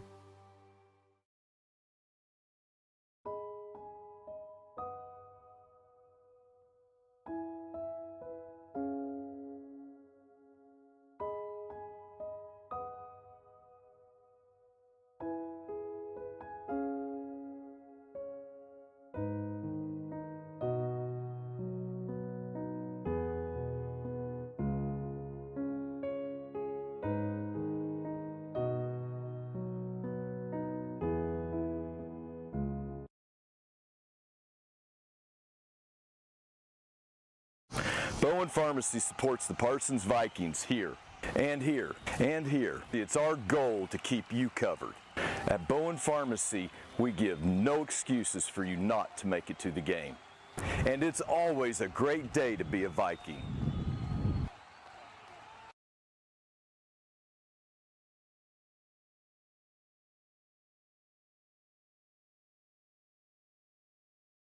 Life is about movement, and the human body is like any high-performance machine.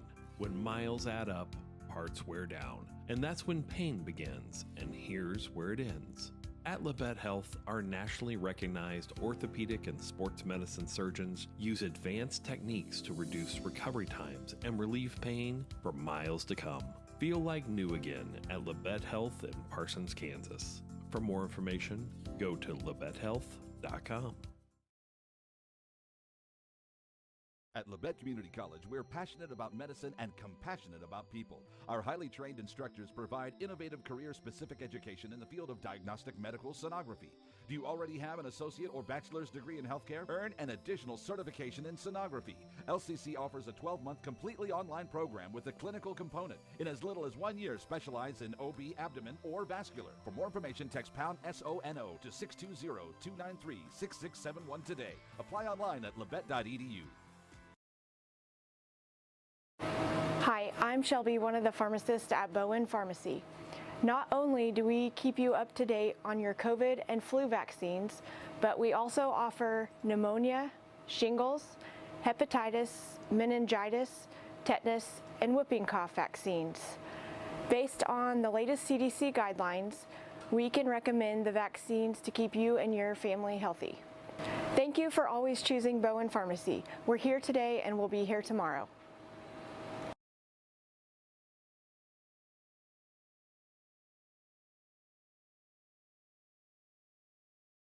With many years of combined experience, Eye Care Associates of Parsons has set the framework in providing comprehensive eye health examinations for all ages and routine vision care for families throughout the four-state area. Our optometrists and staff provide remarkable care with state-of-the-art technology to help with diagnosis and management of eye health conditions. Give us a call or visit our website to schedule your next eye exam. Eye Care Associates of Parsons. Experience modern eye care.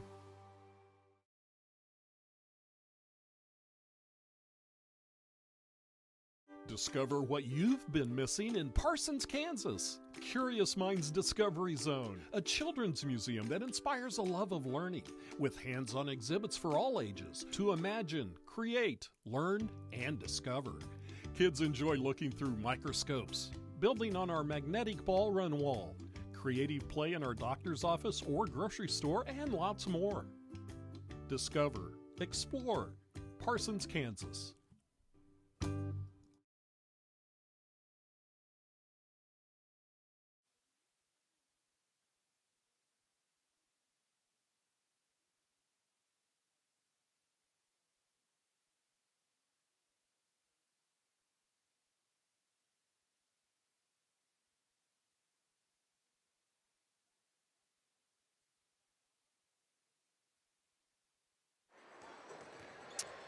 And once again, we're live at Parsons High School. Scott Marlowe, Tony Fuentes getting ready for our boys contest, Vikings and Grizzlies, as we get going with the Tank Connection pregame show. Tony, these teams met up back in December.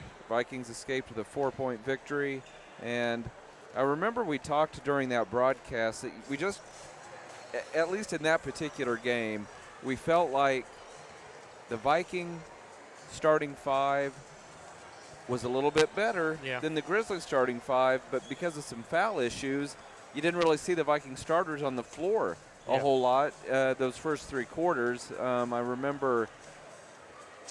I feel like Johnson and Dante Sawyer both were in foul trouble or in the early going of that game, and I think it hindered Dante from having a whole lot of playing time in the second and third quarter of that game. Yeah, he finished with a team high 17, but he only had 3 at halftime because of foul trouble, and so that'll be something to watch in tonight's game. Vikings have to stay out of foul trouble, and as far as the Grizzlies go, and we knew this about them going into that December contest, they don't have any quit in them. They are going to battle hard for 32 minutes, and so even if the Vikings get up by 13, 14, 15 points in the second half, it's definitely not over. And I think, the Vikings have been in some situations this year where they now know that no lead is safe. Yeah. And you're just going to have to go out and stay mentally focused the entire game. Yeah, I remember that game down at Labette County. There was probably 3 times in the last minute that I thought, okay, we're going to the free throw line. Right. If we knock them both down, it should ice the game.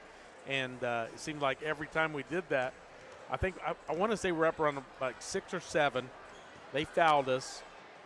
We made like 1 out of 2. They go down. They hit a 3. Yep. Then they foul us. We make 1 or 2, and then they go down. I think they hit 3 threes in that last minute, and I think Nolan Nash hit at least 2 of the 3. He had 3 threes in the fourth quarter. Yeah, I know that for sure. And I think another player hit 1. So I think they had 4 threes down the stretch. And you're right. We were, I think, typically making 1 free throw. Yeah. So they were gaining 2 points each time. possession. And it got down. What did we win by 2 or 3? I think it was 64-60, if I remember correctly. So I think we finally, I think Sawyer iced the game. We were down. They got to within 2, fouled Sawyer. Sawyer knocked down both free throws, and then it made it a 4-point game. And then they went down and missed at the buzzer. And it was just a hard-fought game. I mean, like you said, they're not going to give up. And Sawyer on Friday night was scoreless at Fort Scott. Didn't have a whole lot of playing time. I wasn't sure if it's because of an injury or an illness, but he didn't play a whole lot. And I'm hoping he's going to be hungry to score some points tonight and be big for us. So Dante last Tuesday got into early foul trouble. I think he had 3 in the first part of the game. I think he had 2 in the first quarter, went to the bench, then picked up a 3rd real early in the second, and then sat for quite a while. But he finished the game without fouling out. So he does a good job of staying out of foul trouble once he's in foul trouble. Very rarely does he foul out of a game. But whenever you pick up your second and third foul early on, it's tough to keep him out on the court. And, it's one of those things is he's just going to have to be careful at half court. Exactly. Those fouls are senseless. I mean, you don't need to be fouling, 50 foot from the basket. Yeah. So. Yeah, you can't. In a game, rivalry game like this, and pretty good chance it could go down to the final minute like it did back in December. Yeah, you only have 5 fouls to work with. Yep. So you got to make them count. And the fouls out at half court or even in the back court never plays out well for you for sure. I look for Demias Johnson and Connor Largent to have huge games tonight. I just don't think there's anyone from Labette County that's going to be able to match up with their strength on the inside. If we post them up, we're probably going to either go to the free throw line or make a basket. So I think they can have a huge night for us here tonight. I'll go ahead and run down the starting lineups for our listeners. First, for the visitors from Lebec County High School, Grizzlies will go with 5'8" junior Keegan Bates, 6' sophomore Nolan Nash, 5'10" senior Briggs Knight, 6'1" junior Barrett Heston, and 6'3" sophomore Tucker Rush. Starting tonight for the Vikings, they will go with 6' junior Jagger Quirin, 5'10" senior Dante Sawyer, 5'9" senior Connor Barkas, 6' senior Joe Keel, and 6'1" senior Demias Johnson. So 5 seniors in the starting lineup. I'm trying to see. Actually, looks like there was a change. I said Jagger Quirin was starting. It's going to be Jason Smart, 6' senior, in the starting lineup. All seniors. I like it. Vikings, of course, will be in their home white uniforms with the blue and gold trim.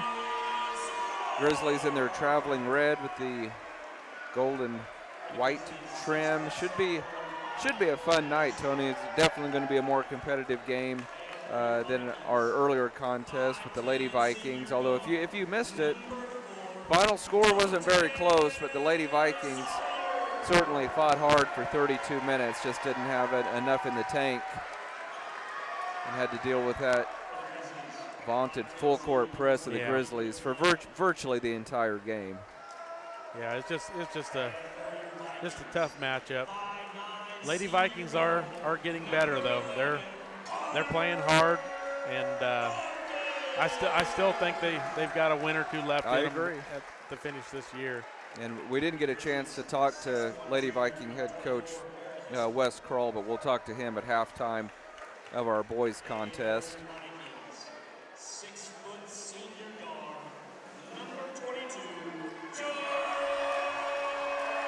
Tony, what do we have? Vikings looking for their 10th win tonight. Are they sitting at 9 and 6? That sound about right? Yep, 9 and 6. That is correct. They were 8 and 6 heading to Fort Scott, and they got the win by, I think it was just a 2-point win at Fort Scott. It was a close game. But yeah, the Vikings sitting at 9 and 6, and every win at this point of the season from here on out are just positioning to try to get at least one, if not, a couple of home sub-state games. And I think they need to win 3 more to get a home game for sure. I think 2 more will be close, but setting at 9 and 6, you need this one tonight. Yeah, definitely. So we'll be curious just to see how this game plays out, because I'm like you, Tony. I think the Vikings have an advantage on the inside. 6'3" sophomore Tucker Rush is a pretty big load down in the paint for the Grizzlies, but I kind of think that double trouble of Demias Johnson and Connor Largent, and it seems, and I know it depends on foul issues and it depends on specific matchups on any given night, but it seems like we've been seeing Johnson and Largent on the court at the same time, more so than we did earlier in the season. Yeah, it seems like whenever they're both on the court, it's almost like a give and go. If one of them gets it and the team comes and double teams them from one side, they can just flip it to the weak side and get an easy basket, and they've done it quite often. We're ready for basketball, and the opening tip won by Jason Smart and the Vikings. Grizzlies will open up in a straight man-to-man. Dante Sawyer with it out top. Gives it off to Keel. Keel on the wing, back to Sawyer. Sawyer into the paint. Finds Smart underneath. He missed the layup. Gets it back. Second try, no good. And Vikings fight hard but can't come away with it. And there was one of those fouls. Wow. Tony, 70 feet from the basket, Dante Sawyer reaches in and just commits his first foul. Yeah, you can't have that. So, missed layup on that opening possession for the Vikings. Here come the Grizzlies. Vikings open up in a man-to-man. Tough shot is going to go down. Nice shot by Keegan Bates. 5'8" junior puts the Grizzlies on top, 2-0. Barkas to Sawyer. Now to Smart. Nice drive by Keel. Nobody picks him up. No defensive rotation. And it's an easy layup for Joe Keel. We're tied at 2 points apiece. 7 minutes to go in our opening quarter. Bates with it. Working against Barkas. Hands off to Nash. Nash to Briggs. He's in the paint. Lost his footing. Got rid of it. Plenty of time on the shot clock for the Grizzlies. Tough turnaround shot is short, and Smart has the rebound for the Vikings. Keel into the front court. Nearly has it poked away from behind. Sawyer to Barkas in the corner. Couple of big guys pounding away underneath, but winning that battle is Demias Johnson as he puts it in off the glass, and the Vikings now lead up 4-2, 6:15 to go in our opening quarter. Yeah, I don't think Rush can keep up with Johnson down low. Yeah, I don't think he can either, not consistently. Oh, nice drive, and then he kind of lost his balance, and layup is missed by Bates. Barkas in the corner to Sawyer. He drives and can't get the roll. Gets it back off the glass. He scores. Dante Sawyer playing hard here in the opening minutes. 6-2, Vikes by 4. Largent and Queern will check in at the next whistle for the Vikings. It's a steal. Here come the Vikings. 2-on-1 break, and they throw it away. Yeah, that's a silly turnover there. Queern and Largent on to the floor, replacing Smart and Barkas. 6-2 is your score. Parsons on top. 5:35 to go in quarter number 1. Vikings will be home again on Friday against Pittsburgh. Friday versus Pitt. Yep. Knight swings it over to Bates. Bates gets a screen out top. Gets into the paint, throws it up off the glass and scores.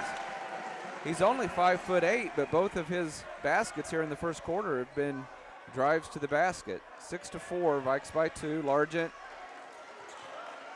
to Queern. Boy, Johnson wants the ball. He's calling for it. He really wanted to go to work against Rush. Three-pointer by Sawyer. Off the mark, no good, and rebounded by Knight of the Grizzlies. Grizzlies can tie or take the lead on this trip. From the elbow, Nash leaves it short, and here come the Vikings. We have a foul. Foul on the Grizzlies.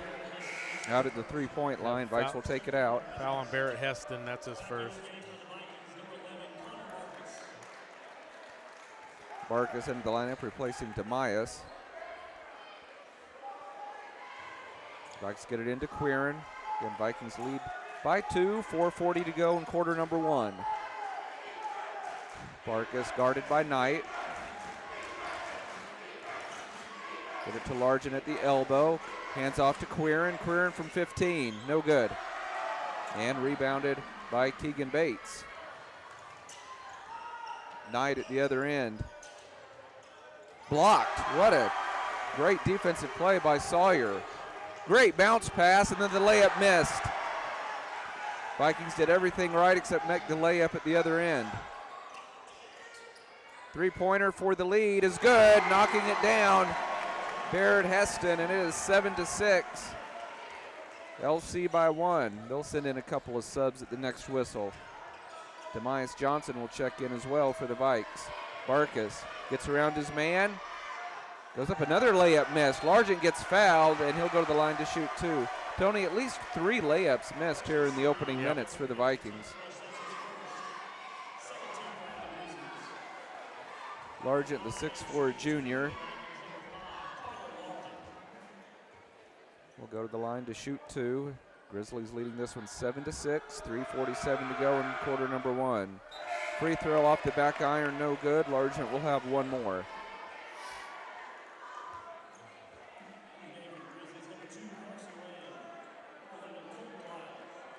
Carson Lamb and Colton Weil check in for the Grizzlies. Largent's second free throw off the back iron as well, and rebounded by the Grizzlies. So a couple missed free throws and some missed layups, and the Vikings have some missed opportunities. Three-pointer off the mark, but an offensive rebound by the Grizzlies. And then a foul. Rush will go to the line to shoot two. It's either going to be on Johnson or Keel.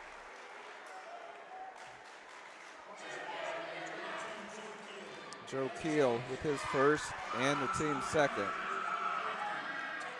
Tucker Rush, 6'3" sophomore. First of two. Off the back iron, no good.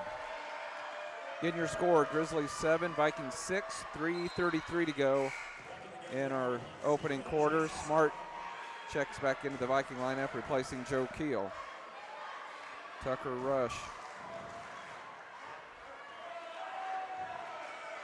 takes two dribbles. Free throw on the way is short and rebounded by Demias. Quick outlet to Barkas.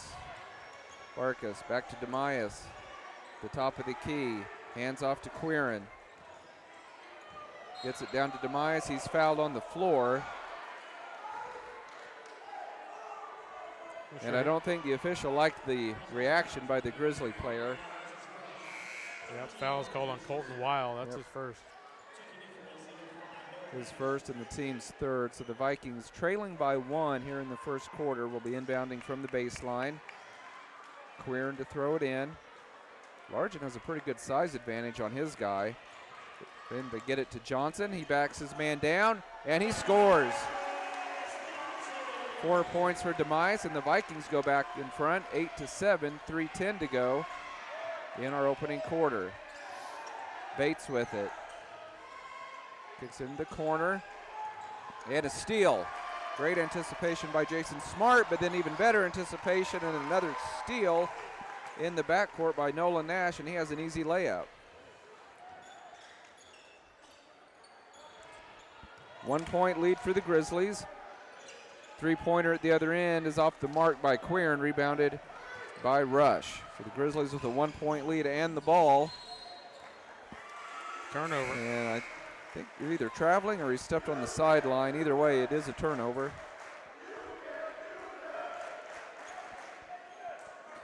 9-8, Grizzlies by one, 2:38 to go in quarter number one. Now Vikings shooting 4 of 12. Yeah, they've missed some easy ones, Tony. They've missed, I'd say half those misses were layups. Yep. Dante Sawyer into the front court. Up by Weil. Now to Quirin. Back to Sawyer. About 18 seconds on the shot clock. 2:20 in the first quarter. Sawyer gets fouled. They don't call it. Wow, how's that either not off them or a foul? Yeah. Sawyer's like, what's going on here? I wish I had an answer for the young man, but I don't. That was a strange no call by the officials. Briggs pushing off, no call.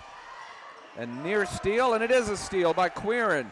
He goes all the way. That layup goes down for the Vikings. Nicely done by the 6-foot junior. The Vikings jump in front 10-9. Minute 50 to go in our opening quarter. Bates in the corner tonight. Nice drive on the baseline, and he's going to get the layup to go. Briggs Knight, 5'10" senior. And then a steal in the backcourt, and putting it off the glass is Nolan Nash.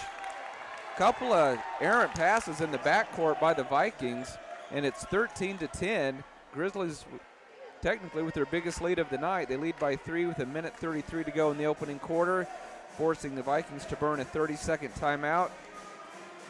Tony, looks like it's going to be a pretty tough matchup from start to finish. We talked in pregame about how the Grizzlies fight so hard, and we've certainly seen that on display in the first quarter. I think they've just been, I can't even say half a step faster, maybe a quarter of a step faster than the Vikings, and I attribute that mainly to effort. Yeah, it's definitely shows. I mean, those two steals in the backcourt led to layups, and I mean that's the difference in the game. LC's turned it over 4 times. The Vikings turned it over 3 times, but 2 of them was that left them the layup at point-blank range. Grizzlies are going to change their defense and go with a 1-2-2 half-court trap, it looks like. Quirin tries to answer with a 3. It's no good, and rebounded by the Grizzlies. So at Labette County with a 3-point lead and the ball. Nolan Nash gets stuffed from behind by Joe Keel. You know, Keel only 6 feet tall, Tony, but he just plays so much bigger than that. Yeah. He rebounds well. He blocks shots. That was a good block there. Grizzlies still have possession. Get it into Nash. Knight fakes the 3. Just over a minute to go in our opening quarter. Grizzlies with the ball, leading 13-10. Vikes in a man-to-man. Oh, and a foul on Quirin. That was, I don't know. That's touchy. Quirin gets his first and the team's third. Not a lot of fouls called here in the opening quarter. 3 on each team.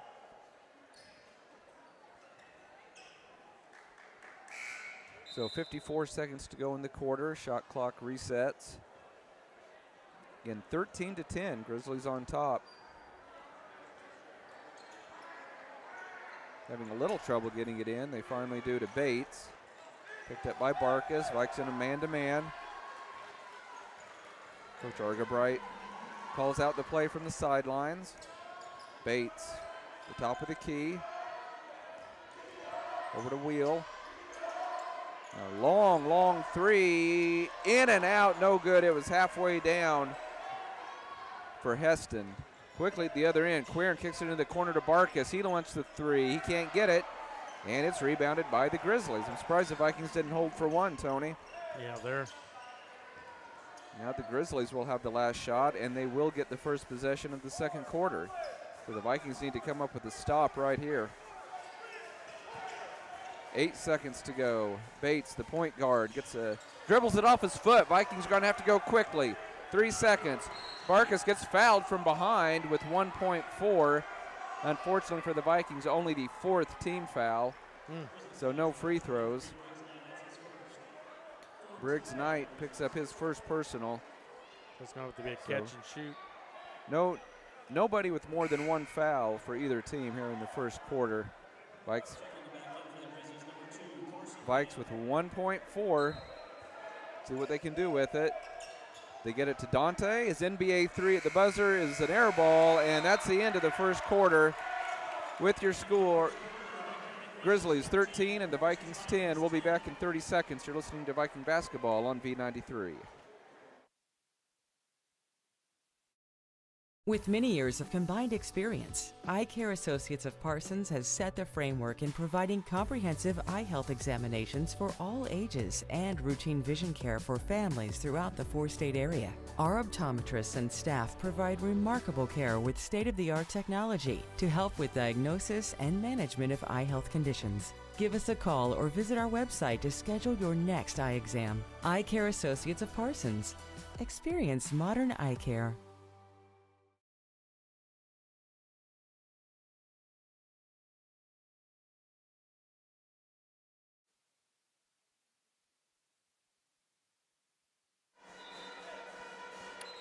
And we're back live at Parsons High School, Harold C. Johnson Gymnasium. Scott Marlowe, Tony Fuentes with you. Karen Hardesty taking care of everything for us.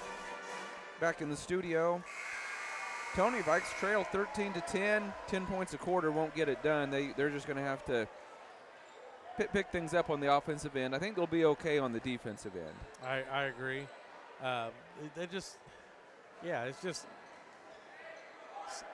silly turnovers have cost us, and then just a tough start to the game. Vikes look like they're going to open up the second quarter in their 3-2 zone. Labette County does have a couple of good shooters. We'll see how they attack this new look. Traveling violation, I didn't see it, but the big man, Tucker Rush, must have shuffled his feet. Yeah, you shouldn't have a big man like that out there that far out, holding the ball for that long of a time. They just definitely need to get it in the hands of one of their guards. That was a silly turnover by Labette County. Comes Dante Sawyer into the front court. Vikes trailing this one 13-10, 7:35 to go in the first half. Largent in the corner to Keel. He tries a three. It's an air ball. Vikes have not been able to find the range from beyond the arc. That looked like a traveling violation, no call. Grizzlies with it in the corner. Heston gets it out top to Bates, right back to Heston. 3-point lead for the Grizzlies. And that looked like a travel as well.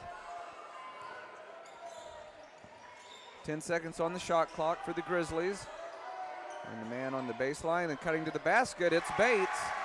He now has 6 points to lead all scorers, and this was the biggest lead of the night for the Grizzlies at 15-10, 6:50 to go in the first half. And a near steal. Vikes very fortunate to still have the basketball. Largent to Johnson. Demias directing traffic. Out top to Largent. Largent hands off to Barkus. He sees a little path to the basket. Drops it off to Demias. He missed the layup. But an offensive rebound and easy putback by Connor Largent. 6'4" junior gets his first basket. And that's where we feel like the Vikings definitely have an advantage, is down in the paint. Three-pointer at the other end, off the mark, no good, and a great rebound by Demias. And another steal, and the layup missed. Boy, the Vikings have to be more careful with their outlet passes. Quickly at the other end, layup goes down, left-handed layup by Dante Sawyer. Little 4-point burst by the Vikes, are within one at 15-14, 5:55 to go, and there's the steal by the Vikes. Keel up ahead. He lays it in. Vikings have the lead by one. Defense translating to offense for the Vikings. They lead at 16-15, 5:48 to go in our first half. While we have a break in the action, I want to say thank you to some of our sponsors bringing you Viking basketball this season. I want to say thank you to Eye Care Associates, Doctors Newland, Gilmore, and Ray. Also Tank Connections and Labette Health. Forbes Hoffman Funeral Homes, Clemens Insurance Agency, Woodworth Enterprises, Labette Health, Labette Community College, also Commercial Bank, Carson Wall Funeral Homes, Bartlett Co-op, Labette Center for Mental Health Services, Olson's Ace Hardware, USD 503, and Wood Insurance Agency, bringing you Viking basketball in the 2025 season. Play has resumed. Nice little 6-0 spurt by the Vikings, and they regain a 1-point lead, 16-15. Grizzlies going quickly at the other end. Lamb with it. Gets it off to Bates. He's had a good first half. Wheel to Bates. Now on the baseline to Nash. Out top to Knight. Fakes the three.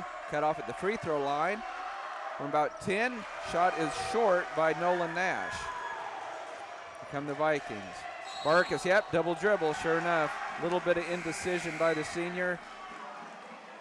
Turnover, ball goes back to the Grizzlies. Rush back on the floor, replacing Carson Lamb in the Grizzlies lineup. So 16-15, Vikes by one, 5:17 to go in the first half. Bates up ahead to Nash.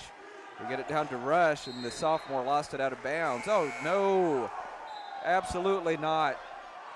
Coach Houck knows. The official that had the better look at it deferred to the official out top. So I agree with Coach Houck. I thought that was clearly off Rush's hand. Tough break for the Vikes. Rush has it. He almost took steps. Kicks it out to Bates. He wants the three. Got it.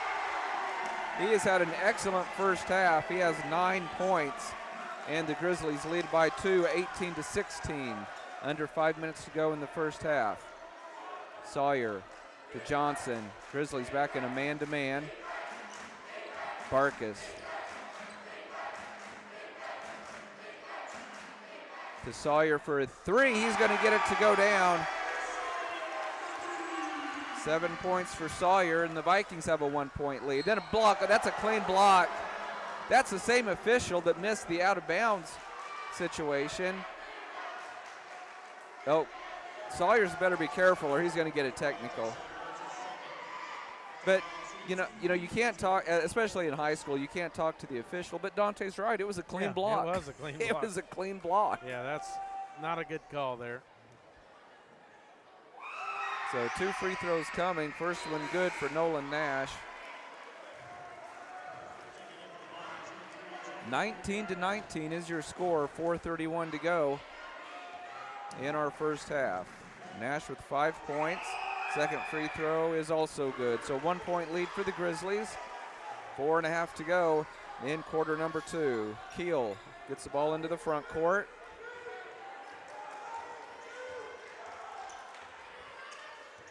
Off to Quirin, the top of the key. In the corner now to Barkas. Barkas gets a screen. Now out top. 15 seconds on the shot clock for the Vikes. Dangerous pass. It's a turnover. Goes over to the Grizzlies. 4:05 to go in the first half. LC on top, 20-19. Nash into the front court. Looks like the Vikings may be switching back to their zone. Sure enough. Quick three. Air ball. Somehow the Grizzlies ended up with it. Now the Vikings have it. Barkas to Quirin. Quirin thought about a three. Yeah, that's a double dribble. Sure enough. Just a mental miscue. 3:46 to go in the first half. 20-19. Vikings have just seemed a little bit rattled tonight, Tony. They had some really, what I would, in my mind, uncharacteristic mistakes and turnovers. Yeah, they've had 7 turnovers. Both teams have 7. Like you said, just a little rattled. Vikes in their 3-2 zone. Grizzlies with the ball and a 1-point lead. Wheel in the corner to Nash. Finds a cutter. It's knocked out of bounds by the Vikes.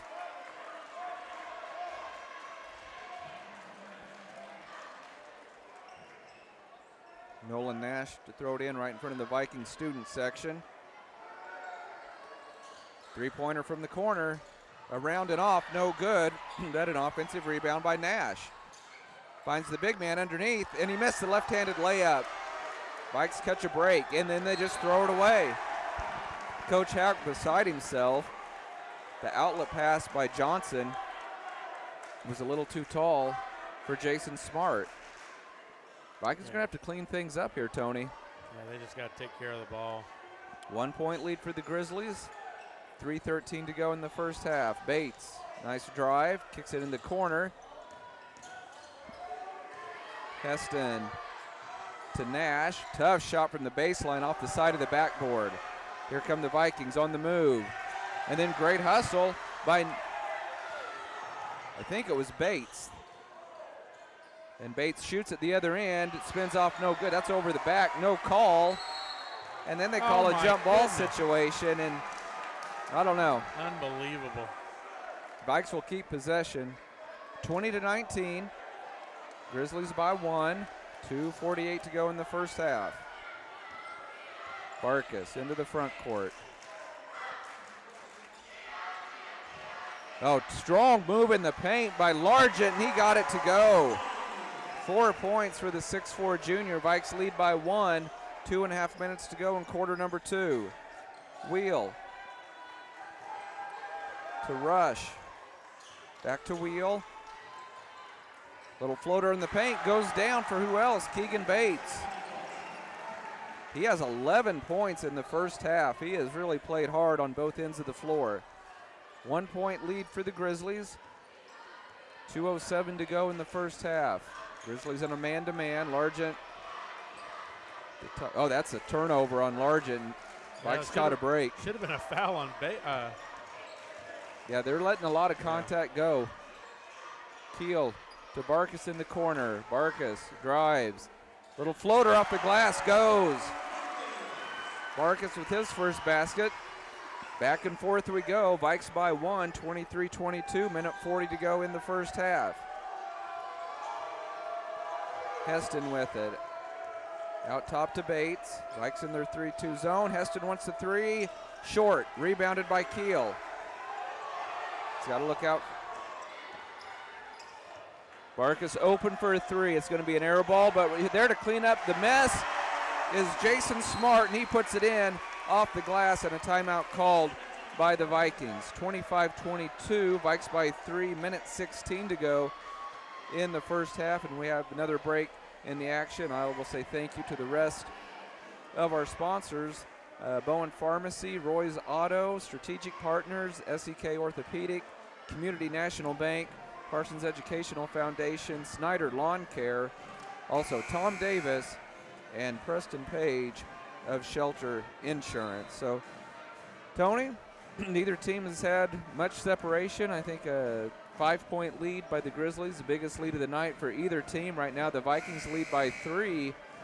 Minute 16 to go in the first half, and some of the turnovers have been silly. Some of them have been caused by some great hustle by the Grizzlies. They have, at least at times here in the first half, quite honestly, outworked the Vikings. So Parsons needs to kind of get in this game mentally. The Vikings with six made baskets here in the, actually 7 made baskets here in the second quarter, but 6 turnovers. Yeah. A little bit of a press. It's broken by the Grizzlies. Left-handed layup goes down for Colton Wheel. Gets his first basket. 1-point lead for the Vikes at 25-24. Under a minute to go. Smart goes over his man. Missed it, but there's Largent with the offensive board. Tough shot, won't go. And rebounded by the Grizzlies. 45 seconds to go in the quarter. That was a travel. So the Vikings catch a break. 42 seconds to go as Dante Sawyer, Demias Johnson check back into the lineup. Unofficially, nobody for either team with more than 1 foul. So unless something really strange happens here in the final 42 seconds, everybody will go to the locker room in good shape as far as fouls are concerned. So the Vikings can finish strong here in the first half. They lead, but only by 1, 25-24. Keel to Dante. To Demias. Finds Quirin. I thought Quirin was going to shoot the 3. Instead, he gets pushed on his way to the basket. Only the 2nd foul of the quarter total. Wow. And that's the first on the Grizzlies. The shot clock's off. First on Carson Lamb. He heads to the bench. Yeah, no shot clock now, so 23 seconds. You may have even been able to hear Coach Houck say, hey, unless we get an easy one, I want the last shot. And there is maybe an easy one, but it's missed. Vikings get it back. Sawyer gets fouled, and will go to the line to shoot 2. 17 seconds left in the half. Vikes lead by 1. Dante Sawyer has 7 points here in the first half. His first trip to the free throw line, the 5'10 senior. Puts it up, and it's good. I liked how he kind of gathered himself, Tony. Yeah. He's such a good free throw shooter. Sometimes he's almost a little bit rushed. I think mainly because he's so confident. But he seemed like he took an extra half second there. Second one on the way is also good. Yeah, we definitely need those 2 points there. But we give them the last possession. And I like this coaching move. They get Sawyer out of there so he can't pick up a cheap second foul here in the final 15 seconds. Here we go. Vikes lead at 27-24, 10 seconds to go in the quarter. Nolan Nash out top, gets a screen, and that's got to be a foul on Keel, who ran over the screen.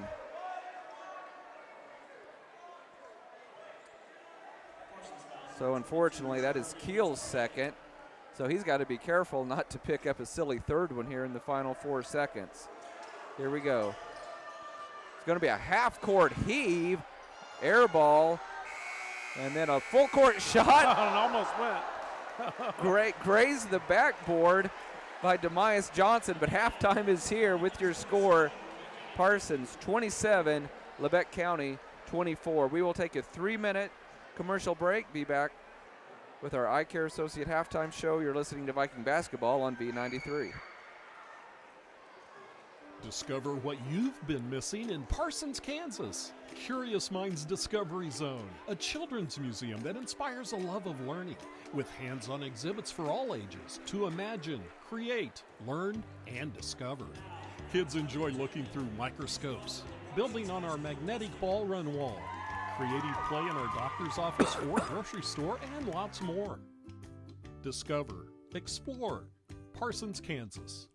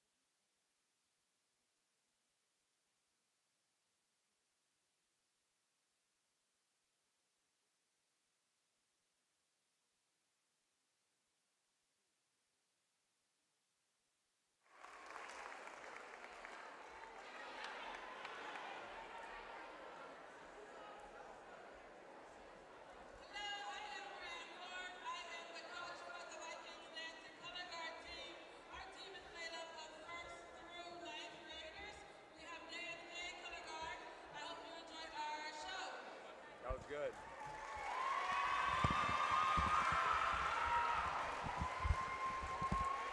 And we're back live at Parsons High School. Time now for our Eye Care Associate Halftime Show, brought to you by Eye Care Associates of Parsons, Doctors Newland, Gilmore, and Ray. Viking boys leading the Grizzlies at the break 27-24. And before we break down the first half, we're going to visit with Lady Viking head coach Wes Kroll. Lady Vikings came up short tonight, but Coach Tony and I were both very impressed with your girls' effort for the whole 32 minutes.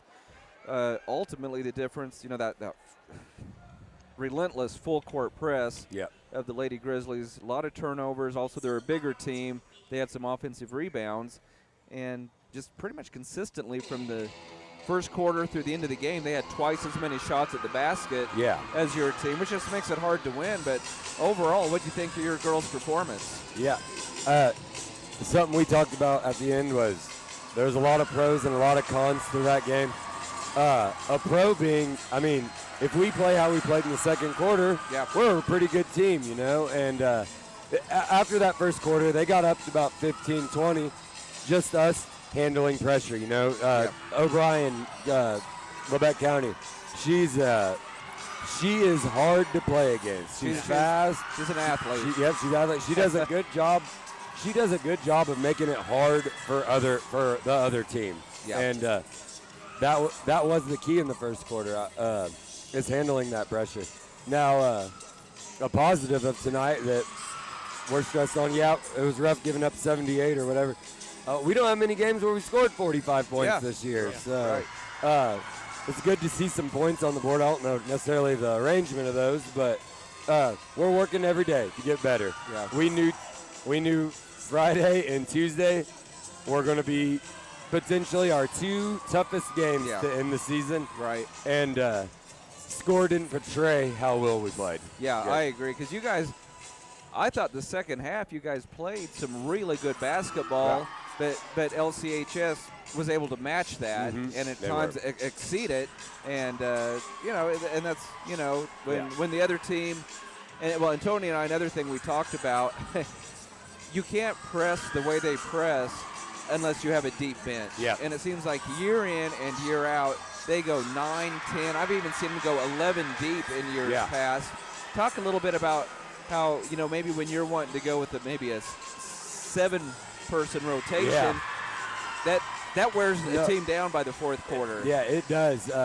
And that is why a lot of times we switch up full court man to a couple of our zones. Right. And the key was on defense was we started off in that box and 1 against O'Brien. I thought Terry and Heidi did a great job on her. It's hard when the Boss twins can go high-low and that other girl down there, and they hit a couple first quarter, not O'Brien, a couple other girls hit a couple first quarter threes, and if they're playing good team ball like that, they're going to be hard to beat anyway. They're a good team, and I noticed on Tony's score sheet, Sayla Ray was your leading scorer. 16 points, scored in all 4 quarters. Good. Wow. So, Cadence Ball had a great second half, ended up at double digits with 10. Yeah, good. And one thing I want to say about Sayla, I know I've said this on the radio. She's not going to be here. She's laying the foundation for these young girls. Yep. Exactly. And her in her leadership role, I mean, what was it, 6-15 to start the game, and she might have had all 6 of those points. She's telling the girls, get in there, drive. We can do this. It's going to be all right. Yeah, and I think her first 3 baskets was her driving to the basket. Yep. I think some players in the past who you thought of them as 3-point shooters, but they added that ability to drive to the basket to their game, and it always pays dividends. It does. So, well, Coach, like you said, the final score wasn't what we wanted it to be, but, I mean, every game it just seems like your girls are taking big steps in the right direction, and Tony and I, we think you guys got a couple more wins in you. I think you can do it, and if I've got a guy that's willing to pay for the food if you guys get another win. I like it. That's what I like to hear. So tell them girls, let's get another W. I'm going to tell them, deal's back on the table. Exactly. Well, I appreciate it, guys. Hey, thanks for your time. We'll talk to you again on Friday. Yes, sir. Have a good one. Thank you. You too. So we'll go ahead and keep it here. Start breaking down the first half of the boys' game. In case you're joining us late, Vikings trailed at the end of the first quarter 13-10. Got things going a little bit in the second half offensively. Put up 17 points.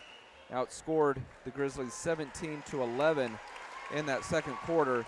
And they lead it at the break 27-24. Dante Sawyer leading the way for the Vikes with 9 points. And then very balanced scoring.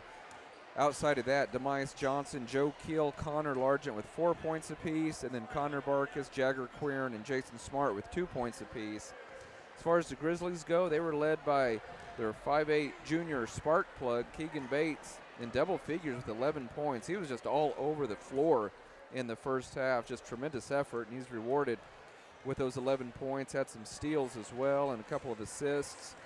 Nolan Nash with 6 points, 3 points for Heston, 2 points for Knight and Colton Weil. And Tony, Vikings probably feel pretty, I don't think they feel really good with how they necessarily played in the first half. We know they can play better. We know they can shoot better. So they can improve on things, and yet they still have the 3-point lead. Yeah, I agree. I think we're the better team. We just got to play like the better team. And I just think 9 turnovers. Labette County had 7, but we out-rebounded them. We ended up with 7 offensive rebounds to their 3.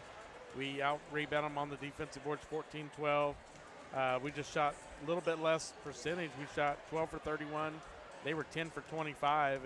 And I show both teams 2 for 4 from the free throw line. Does that sound about right? I think they there were not many shot 2 for 4 for the Vikes and 2 for 4 for the Grizzlies. 0 for 2 in the first quarter for both teams, then 2 for 2 for both teams in the second quarter. So not a whole lot of free throws, but I have a feeling it's going to get tighter. There's going to be some fouls. And it's probably going to come down to some free throws at the end.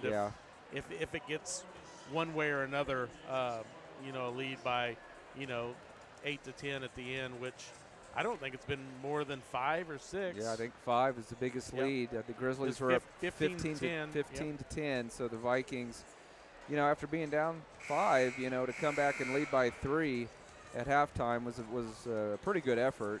And I think the only way we see much separation in the second half, one way or the other, is if one team is cold and the other team starts to light it up, particularly from behind the three-point line. We saw what Nolan Nash can do. He knocked down those 3 threes in the fourth quarter back in December.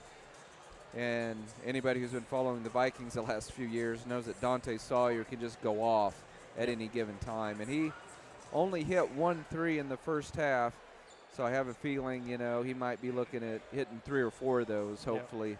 So Dante has two fouls, is that right?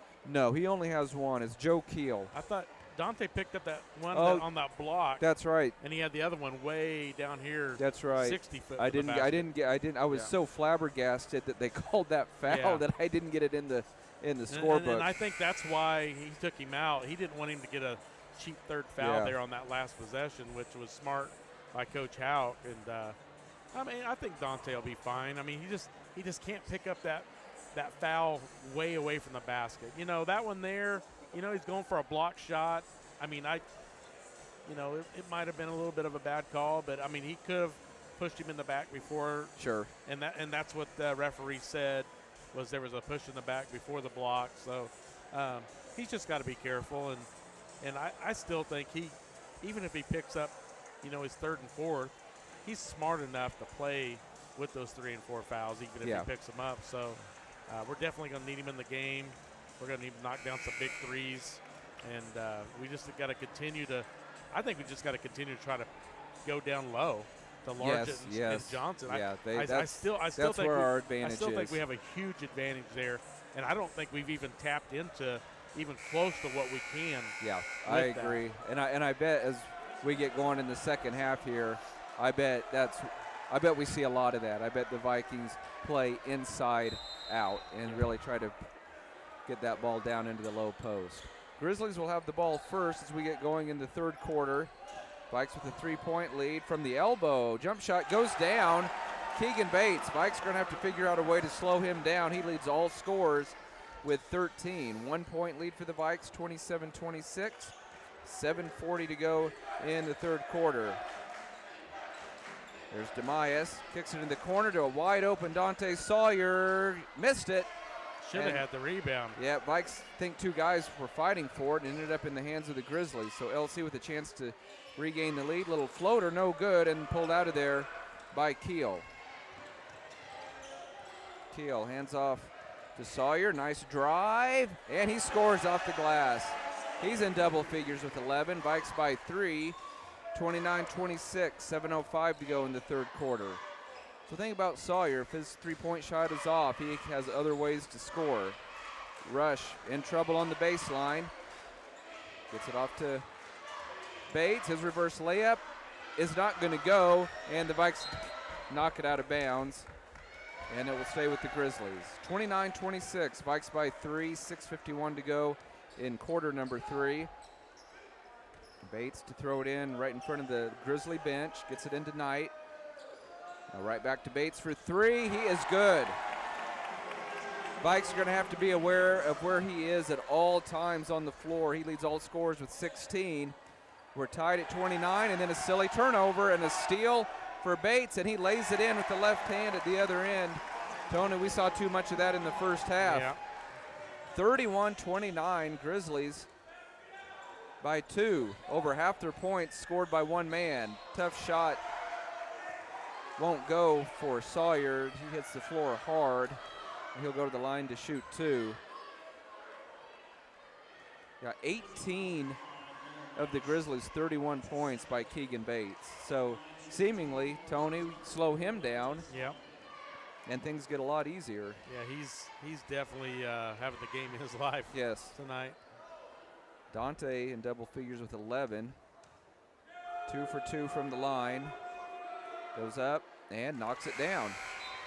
I tell you, that's not easy. I've seen him do that a lot. He's not a particularly big kid, plays hard. I don't know how many times I've seen him hit the floor really hard, shake it off, go up to the line, and knock down 2 free throws. Yeah, he's grabbing his hip like, looked like he fell pretty hard on it. Second free throw, he gets the roll, so we are tied again. 31-31, 6:21 to go in the third quarter. Keel out on Keegan Bates. The 5'8 junior has been Mr. Everything tonight for the Grizzlies. He looks to drive again. Tried to get it to Rush. It's poked away by Dante. Sawyer gets around his man and scores. What a shot by Dante Sawyer. Did a little bit of a Euro step, it looked like, and the Vikes lead by 2. Bates, rather Nash at the other end, hands off to Knight. Now to Bates. Bates trying to go downhill. Dangerous pass, but he got it to Nash in the corner. Now Knight for a 3. No good, and rebounded by Demias. Now up ahead to Barkas. Barkas back to Demias. Keel wants the 3. Got it. Joe Keel knocks it down. He has 7 points. That might be the biggest lead of the night for the Vikings. It is, yep. 36-31, Vikes by 5, 5:20 to go in the third quarter. Heston backing his man down. Tough shot. Short, rebounded by Demias to Quirin.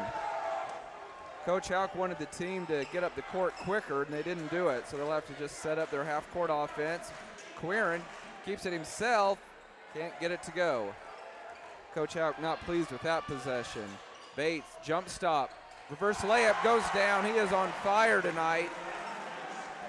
He has 9 points in the third quarter. In fact, he has all the points for the Grizzlies. Free throw jumper, no good. Somehow Barkas got it back, shoots it over the backboard because he got fouled.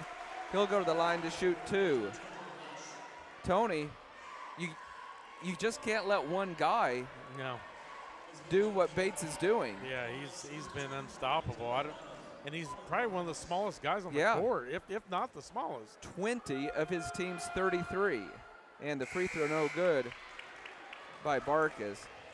I saw a guy do this to the Vikings in a state championship game, but he was went on to play D1 football. Yeah. You know, he was, you kind of understood it. Vikings have to figure out a way to slow down Bates. Barkas' second free throw. Oh, he missed both. Smart fighting hard, but the Grizzlies end up with it. So empty trip for the Vikings. They lead by 3. The other end, a shot goes down for Nash. He has 8 points. 1 point lead for the Vikes. 36-35. Now Smart going to challenge Rush. He got fouled, no call. Largent with the offensive board. His putback, no good. Who's going to get it? Grizzlies have it. They have a chance to regain the lead. Bates over to Weil.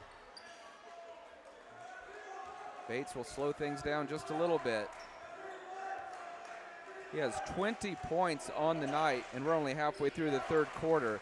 He cuts to the basket, and his shot goes down. Vikings cannot stop Keegan Bates. Timeout on the floor as the Grizzlies regain the lead.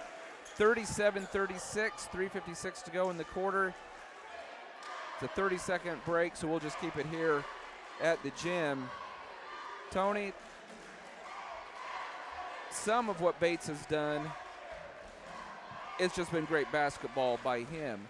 But I feel at times the Vikings have just let him out-hustle and outwork them on both ends of the floor. Yeah, he's been great. And, I mean, he has 22 points. Yeah, that's of the team's 37. Yeah, that's crazy. So, I mean, yeah, at some point you're going to have to make somebody else beat you. I'm waiting to see if the Vikings will pull it, go to their 3-2 zone again, try to cut down on Bates' ability to get into the paint. And like you say, he's not a big guy, 5'8". Yeah. The Vikings had enjoyed a 5-point lead at 36-31. And now it's a 6-0 run by the Grizzlies, and they lead at 37-36, 3:56 to go in quarter number 3. Demias Johnson will check in at the next whistle. Sawyer into the front court. Picks up his dribble, gets it to Barkas. Back to Sawyer. He's open for 3. And it's short, and it's going to go out of bounds over to the Grizzlies. So Dante, he's had another good game, but he just hasn't really been able to get it going from beyond the arc. And he's had some really good looks, Tony. Usually when he's that open, it's all net. Yeah, that one was a little off to the right. Still plenty of game time. Bates, who had 11 points in the first quarter or first half, and has tacked on another 11 here in the third quarter, and we still have 3.5 minutes. He wants a jump shot. That one's going to be an air ball. He says he got fouled. Here comes Largent out ahead of the pack. He missed the layup. But fortunately, Demias Johnson is there to clean it up and put it in off the glass. Vikes by 1, 38-37. Wheel, nice drive. Finds the big man underneath. Rush missed it. And then falling down and getting called for a travel is Demias Johnson. He threw it up in the air. I don't know how that could be a travel. I mean, I think he might have gotten fouled. Tough break for Demias. A tough break for the Grizzlies, too, because they missed an easy layup. 1 point lead for the Vikes. Oh, quick inbound pass. Shot missed. Oh, and then a jump ball off the rebound by Sawyer. He thought he got fouled. Vikes will keep possession. Sawyer quickly into the front court, trying to catch the defense sleeping.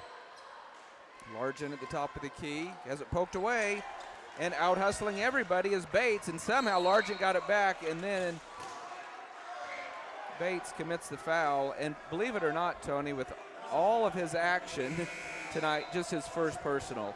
Yeah. He has just had, been by far the best player on the floor tonight.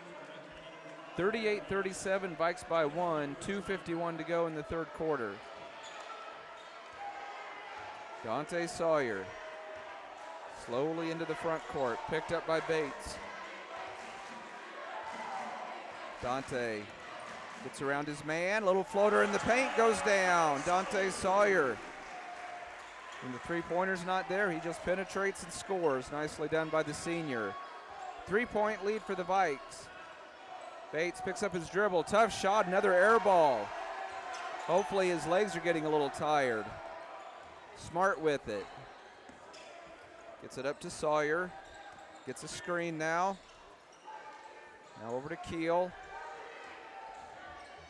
Keel with the tough shot in the paint. He's going to get the roll.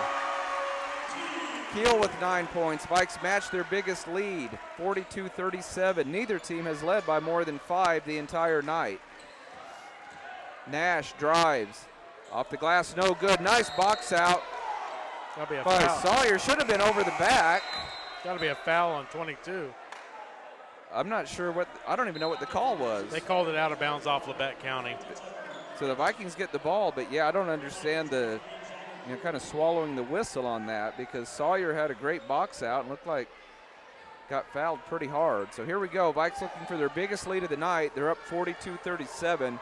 Minute 45 to go in the third quarter. Grizzlies in a man-to-man. Well, Demias would like to get it and go to work on Rush. He has it, but a dangerous pass. Who's going to get it? Somehow the Vikings end up with it. And a traveling violation on Queer, and he's had a rough night. Yep. It's going to be another turnover.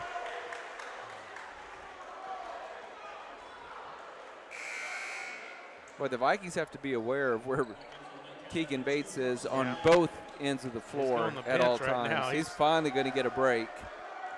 He has had a tremendous night for the Grizzlies. He is the one and only reason that the Grizzlies are in this game right now. Knight has it poked away. He's going to be able to run it down. Oh, then he goes into the backcourt. That either had to be a backcourt violation or a travel. I think the official missed that one. Grizzlies lost it, got it back. Rush, and then a touch foul. Who are they going to get it on? I will give the official credit. He hasn't liked the Vikings' reaction a couple of times. Yeah, but he hasn't. But he hasn't gone with the quick technical. Oh, but that was on Keel. I thought it was going to be on Largent. That's Keel's third. 5-point lead for the Vikes. Grizzlies looking to inbound. They get it into Lamb. To Wheel, and he turns it over. He's had a rough game as well. Dante, bounce pass to Largent, and he missed the layup. Tip try, no good. Keel gets it for the Vikes, and they will reset.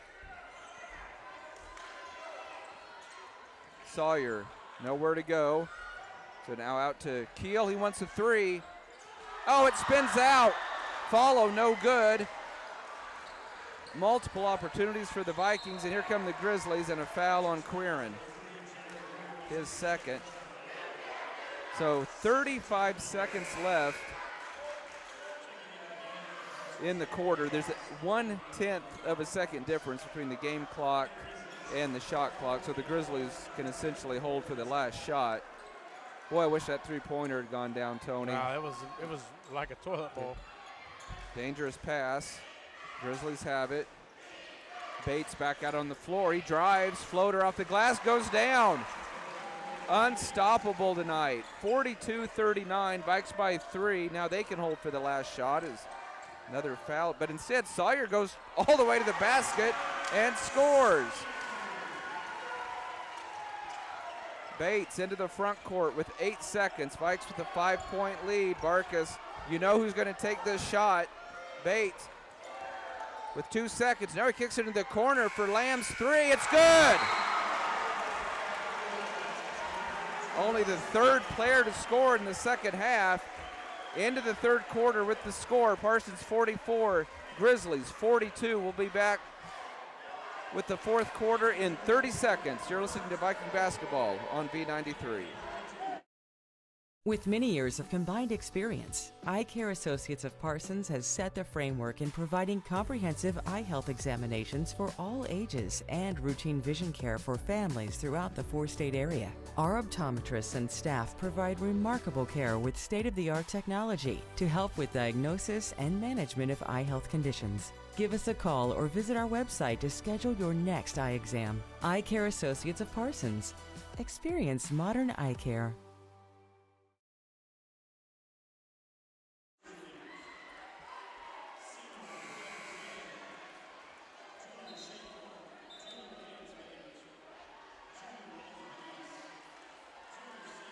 Yeah, we are back live at Parsons High School.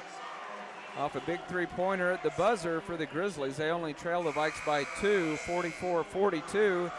Tony, couple possessions for that. The Vikings had a three-pointer go halfway down and spin out. That would have given the Vikings an 8-point lead. And that's, you know, when a game is destined to be close, those are the kind of things that happen. Yeah, the Vikes definitely out-rebounding Labette County by a lot, but just failure to, you know, just stop Keegan Bates is the problem. Yeah, he has 24 points as we get going in the fourth quarter. Grizzlies with the first possession. Three-pointer for the lead. Rounded off, no good, but the smallest man on the floor, or one of the smallest, was Nash, got the offensive rebound, and he's fouled, I believe, and goes to the no free throws. They're going to say the foul was on the floor. Quirin just picked up his third. Coach Hauk said, hey, they were over our back. And now an offensive foul, illegal screen on Carson Lamb. He just picked up his second. So reset for you here. 7:43 to go in the game. Vikes have the ball and a 2-point lead, 44-42. Sawyer, the leading scorer for the Vikes with 19, is on the bench right now. Quirin with it out top.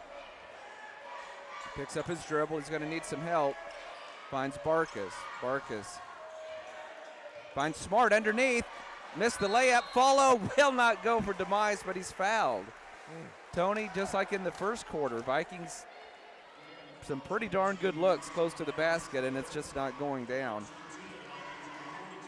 Yeah, hopefully Demise can knock these down. These are big. Every point from here on out is going to be big. Demise' free throw is good. He now has 7 points. And I'm still with you, Tony. I think the Vikings here in the fourth quarter have got to give Demias a chance to go to work down in the paint. We have seen him have some huge fourth quarters. Second free throw in and out, no good, rebounded by the Grizzlies. 3-point lead for the Vikes, 45-42, 7:10 to go. A steal by Keel. Up ahead to Quirin, but it's a turnover. Quick hands by the Grizzlies. Nash with it. He had a big fourth quarter down in Altamont, and he scores off the glass. He's in double figures with 10. 1-point ball game, 45-44. Vikes with the lead, 6:50 to go in the game. Labette County now in a zone, and they're going to do some trapping out of that zone. Barkas to Keel for a three. Rounded off, no good. Grizzlies run down the loose ball. They'll have a chance to regain the lead on this trip. 6.5 minutes to go in our game. Vikes leading by 1. Keegan Bates, who has torched the Vikings tonight for 24. Gets it in the corner to Lamb. Did he take steps? Sure enough. I didn't see it, but I couldn't really see his feet. Largent checking into the Viking lineup. Replacing who? Jagger Quirin. So now here we go, Tony. Largent and Demias both on the floor at the same time. We'll see if the Vikings are able to take advantage. Need to definitely take advantage of it there. I'd like to see Sawyer drive to the basket, have him collapse on him, and then dish it to one of them. Sawyer into the front court. 6:10 to go in our game. Vikes with the ball and a 1-point lead. Tried to get it down low. It's poked away. Sawyer gets it back. Barkas now open for three. He got it. Hung on the rim forever and then fell through. Big shot by the senior. Vikes 48-44. Pass tipped away, but the Grizzlies still have it. Nash will reset the offense. Heston at the top of the key, guarded by Largent. Heston gets around him and missed the layup. And Largent corrals the loose ball. Up ahead to Barkas. 4-point lead for the Vikes. They have the basketball. 5.5 minutes to go in our contest. And there they go for that high-low action. I've been waiting for that. Demias with a bounce pass down to Largent. Largent gets fouled. No free throws. That's the third foul, though, on Labette County here in the quarter. And Heston just picked up his third as well. I'd go right back good to bounce Largent. to Largent. His turnaround off the glass is good. 6 points for Largent. Vikes with their biggest lead of the night at 50-44. 5:18 to go in our game. Wheel with it. Tonight.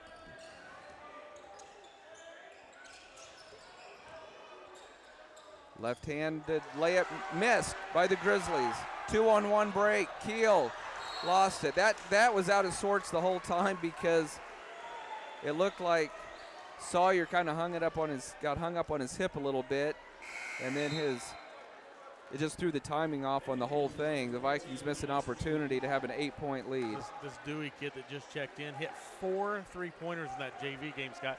Three consecutive trips Maddox down Dewey. Three consecutive trips down the floor. He's knocked down threes. I can guarantee you that's why he's on the floor right now. Look at him over there waiting for it. Might be one of those guys that can just come in and shoot right away. Tough shot in the paint goes down for who else? Keegan Bates, 26 of his team's 46 points tonight. 50-46, Vikes by 4, 4:37 to go in our ball game. Grizzlies in a man-to-man. Sawyer cut off at the free throw line. I'm going to say he was fouled on the floor. Vikes will take it out. But that's the fourth foul. They will be shooting free throws from here out on the next foul. That was on Bates. Just his second. Yeah, just his second. Nobody by my count with more than 3. Joe Keel, Jagger Quirin with 3 apiece for the Vikings. Got to get it into Largent here. And a foul in the corner. Keel will go to the line to shoot 2. 50-46, Vikes by 4, 4:30 to go. Vikes' biggest lead tonight, 6. Grizzlies' biggest lead has been 5. Joe Keel, 9 points on the night. This is his first trip to the free throw line. 6-foot senior puts it up. It's good. 51-46, Vikings by 5, 4:30 to go in our game. Vikes looking for their 10th win of the year and trying to get this season sweep against the Grizzlies. Keel's second free throw is also good. Jason Smart quickly off the bench. He will replace Largent. Nope, check that. He will replace Barkis. Wrong Connor. Keegan Bates finally starting to look a little bit winded, and who can blame him, but he still looks like he has fresh legs. Dewey with it. Loses his dribble. Wild fakes the three. Took steps, I thought. Wow. Bates, a guarded three. In and out, no good. He finally misses one. Quick outlet all the way ahead to Smart, ahead of the pack. And got the layup to go. Biggest lead of the night for the Vikings at 54-46, 3:57 to go. But the Grizzlies, you know, they will not quit, especially Bates. He's fouled on his way to the basket. Cannot say enough about the game that young man has played. Yeah, 26 of his team's 46 points. And he's going to the line. One thing that is kind of surprising, this is his first trip to the line. Yeah, that's crazy. Well, he's made almost every shot he's taken. Yes, he has. So that was the first foul on Smart, but only the team's second. First free throw, perfect. Rush, Lamb, and Heston all checking in for the Grizzlies. 54-47, Vikes by 7, 3:53 to go in our game. Vikes need to box out in case of a miss. Free throw is good. 54-48, Vikes lead by 6, 3:50 to go in our ball game. Vikes will be shooting free throws the rest of the way as Labette County goes to their zone trap. Largent at the top of the key. Keel with it out at half court. Tipped away, he gets it back. And then he gets fouled. Did they call a backcourt? That's a horrible call. It never went backcourt. And it was touched. It was tipped by Labette County. Coach Haupt can't believe it. That's terrible. I'll have to see a replay on that one because I think that was missed. It never went backcourt. I don't know if his foot touched the line or not, but regardless, here we go. And there's that offensive silly foul out top. Offensive foul. Well, that might have been a makeup call, Scott. Because I'll tell you, it was the right call as Rush picks up his second, and Coach Argabright knew it was the right call. You have to set those screens very, very solid. You cannot lean into the guy you're trying to screen. So here we go. Vikes with the ball, a 6-point lead, 3:18 to go in the game. They've got the Grizzlies playing chase here. Largent with it. To Sawyer, goes to the basket, can't score, but he's fouled by Rush. He'll go to the line to shoot two. Still a ton of time left, Tony, but this is what we were kind of hoping for. If it was a close game, we wanted to be the team shooting the free throws, especially when it's Dante Sawyer. Got the right guy there. Looking for his 20th point, he got it. It's been 4 versus 4. Yeah, Sawyer and Bates. Wow. Good matchup between these two. 20 points for Sawyer with only one three-pointer. He just has a variety of different ways to score. Knocks down the second free throw. Matches the Vikings' biggest lead, 56-48. Lamb fakes the three. Oh, nice cut to the basket. Layup is good for Heston. And a timeout on the floor. 56-50. Vikes lead it with 3 minutes to play. We'll be back in 30 seconds. You're listening to Viking Basketball on V93.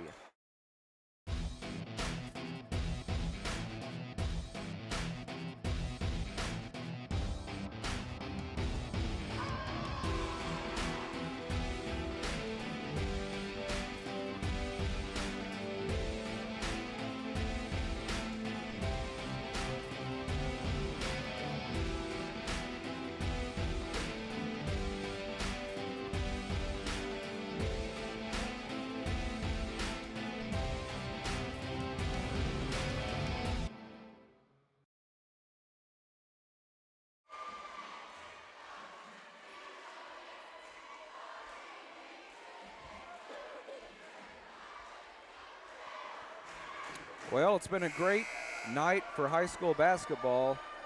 56-50. Vikes lead the Grizzlies. 2:59 to play in the game. Vikings will have the basketball out of this timeout. Possession arrow also favors the Vikings. In case you're joining us late, Keegan Bates leading all scorers, 28 points. 28, well over half of his team's 50. It's been an incredible effort. Dante Sawyer not too far behind, leading the way for the Vikings with 21. Out of the timeout, the Grizzlies will pick up full court. Vikes get it into Sawyer, right back to Demias.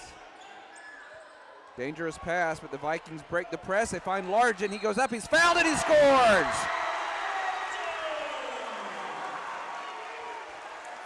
And that's why the Grizzlies don't press the Vikings very often. But they didn't. You know why they had to take the chance at this point in the game. But 58-50. Now if Largent can knock down this free throw, can give the Vikings their biggest lead of the night. 2:51 to go in our game. Short. Knocked out of bounds. Who's got it? Oh, they're going to say it's off the Vikings. Oh, that could have gone either way. Wow. Coach Houck not too sure about that. I'm not either. I didn't have a great look at it, but That's a tough call. That's a tough call. so 58-50. Labette still with plenty of time. 2:49 to go. Keegan Bates, 5'8" junior, gets around Smart, gets fouled at half court. Just the third foul on the Vikings, so still no free throws. I can guarantee you we don't want Bates at the free throw line. No, he's just like Sawyer. He's probably going to knock him down. Smart picks up his second. Labette County's, by my count, only shot six free throws in the game. Yeah, they haven't been at the line very much at all. Bates to throw it in. To Wheel in the back court. Swings it over to Knight. Nice cut to the basket by Bates. Fouled, and he'll go to the line to shoot two. Hate to see that. Yeah. As good as he's been tonight, I'd still like to just try to avoid fouling him because this is almost automatic, giving him 2 free throws. If he makes both of these, Tony, he'll have a 30-point night. It's a round and off. He missed it. We'll take that one. Largent replacing Smart in the Viking lineup. So even if he makes this one, it'll still be a 3-possession game. Second free throw, good. 29 points. Vikes go long to beat the press. Barkus out ahead of the pack. Tough layup missed. It's going to be run down in the corner by the Grizzlies. They out-hustle the Vikings. So it's a 7-point lead for the Vikings. Bates spin move, tough shot. He got it again. And a timeout as Bates goes over 30 points. Wow. 31, and it's 58-53. Vikes by 5 with 2:23 to go in our ball game. We'll take another 30-second break and be right back. This is Viking basketball on V93. At Labette Community College, we're passionate about medicine and compassionate about people. Our highly trained instructors provide innovative career-specific education in the field of diagnostic medical sonography. Do you already have an associate or bachelor's degree in healthcare? Earn an additional certification in sonography. LCC offers a 12-month completely online program with a clinical component. In as little as 1 year, specialize in OB, abdomen, or vascular. For more information, text pound SONO to 620-293-6671 today. Apply online at labette.edu.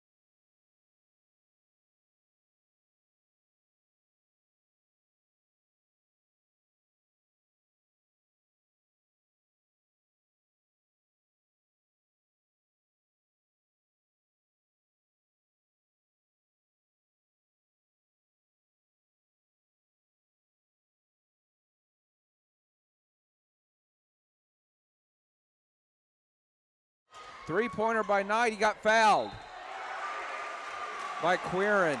Rough night for Quirin continues because the foul had no impact on the shot. No, not at all. He would have missed it. Instead, 3 free throws.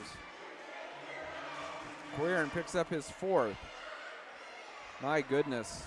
So the Vikes missed 2 free throws and give the Grizzlies 3 freebies at the other end, but it's a round and off, no good for Briggs Knight. He has 2 points. That was his first free throw.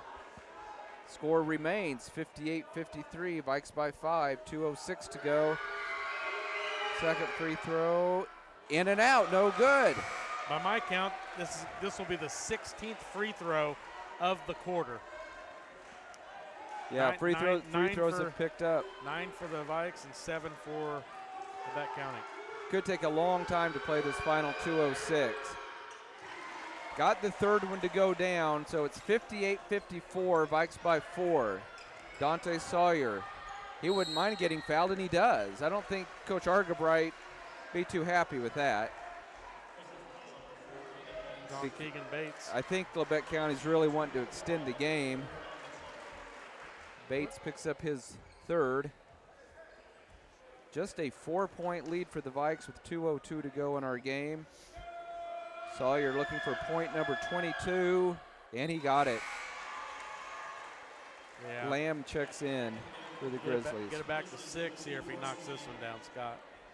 That'll be nice to have. Every point critical the rest of the way. 5'10" senior puts it up. Ooh. He got the roll, as good shooters often do. 60-54, 6-point lead for the Vikes. Just over 2 minutes to go in our game. Both teams shooting free throws the rest of the way. Mr. Everything, Keegan Bates into the front court, picked up by Barkas. Bates hands off to Travel. Traveling violation. Coach Argabright not sure about that call. I thought it looked a little funny. That's another one I'd have to go back and look on a replay, but it looked like he shuffled his feet. So a silly turnover on the Grizzlies, and the Vikings with the 6-point lead have possession. Can they get it in? Dangerous pass, but they get it to Sawyer. Sawyer being hounded. Dribbles through about 3 guys, hands off to Demias. Scores, and he is fouled. Demias Johnson now with 9 points. This could be the biggest lead right here. 62-54. If he can knock this down, it'll be the biggest lead. Yeah, Vikes looking to get a little breathing room here. Connor Barkas will check in if this free throw is made, and it is not. Offensive rebound by Largent. And then he has it stolen from him. They're going to say, fortunately, they're going to call a jump ball, and the Vikes will keep it. That's awesome. We'll take it. Saw that a lot in the girls' game, too, Tony. When you have the ball, you got to be strong with it. Yep. You know, don't let somebody just come in and take it from you. We're going to have a timeout. Sure enough, timeout Vikings with 1:47 to go in our ball game.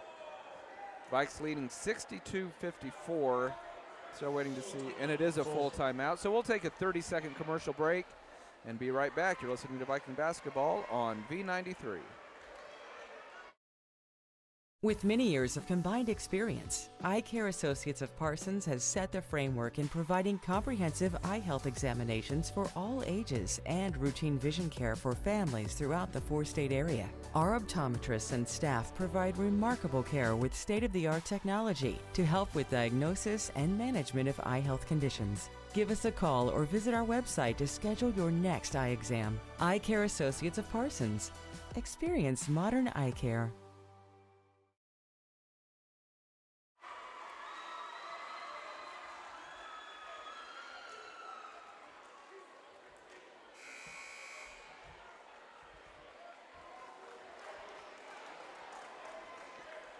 Vikings 1 minute and 47 seconds away from victory, but Tony, it feels like a lot more time than that. But Vikings leading 62-54. Their biggest lead of the night, I believe, has been 9. Grizzlies' biggest lead has been 5. Vikings can score on this possession. They will have their first double-digit lead of the night and make things that much more difficult on the Grizzlies. Keel to throw it in. Gets it in the corner to Sawyer. Oh, nice look underneath to Demias, and he puts it in off the glass. Great play design out of the timeout by Coach Houck, and there's that double-digit lead for the Vikes. Quickly at the other end, Nash off the glass, he scores. 12 points for Nash, back to an 8-point lead for the Vikes. Working against this full court press of the Grizzlies, a near steal, but the Vikings keep it. Coach Houck undoubtedly wanting his team to run clock now. Ball tipped away from behind by Bates. It'll stay with the Vikings. Yeah, and Sawyer thought he got fouled. Got a lot of arm there too. Yeah. Minute 14 to go in the game. 18 seconds on the shot clock. Vikes with the ball, an 8-point lead, and a quick foul. And a smart foul because Largent has struggled from the line tonight. I show him 0 for 5, which in my mind, Tony, that means he's due. Exactly. Yep. Minute 13 to go in our ball game. Vikes lead by 8. Largent, free throw. Off the mark, no good. I thought it was going to crawl over the front of the rim.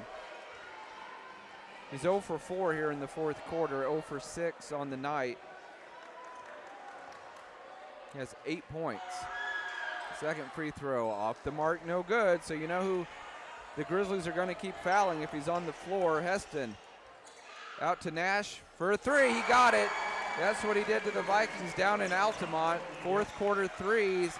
It is not over yet. 64-59, Vikes by 5, and a foul in the backcourt. Queern will go to the line to shoot 2. 56.8 seconds to go.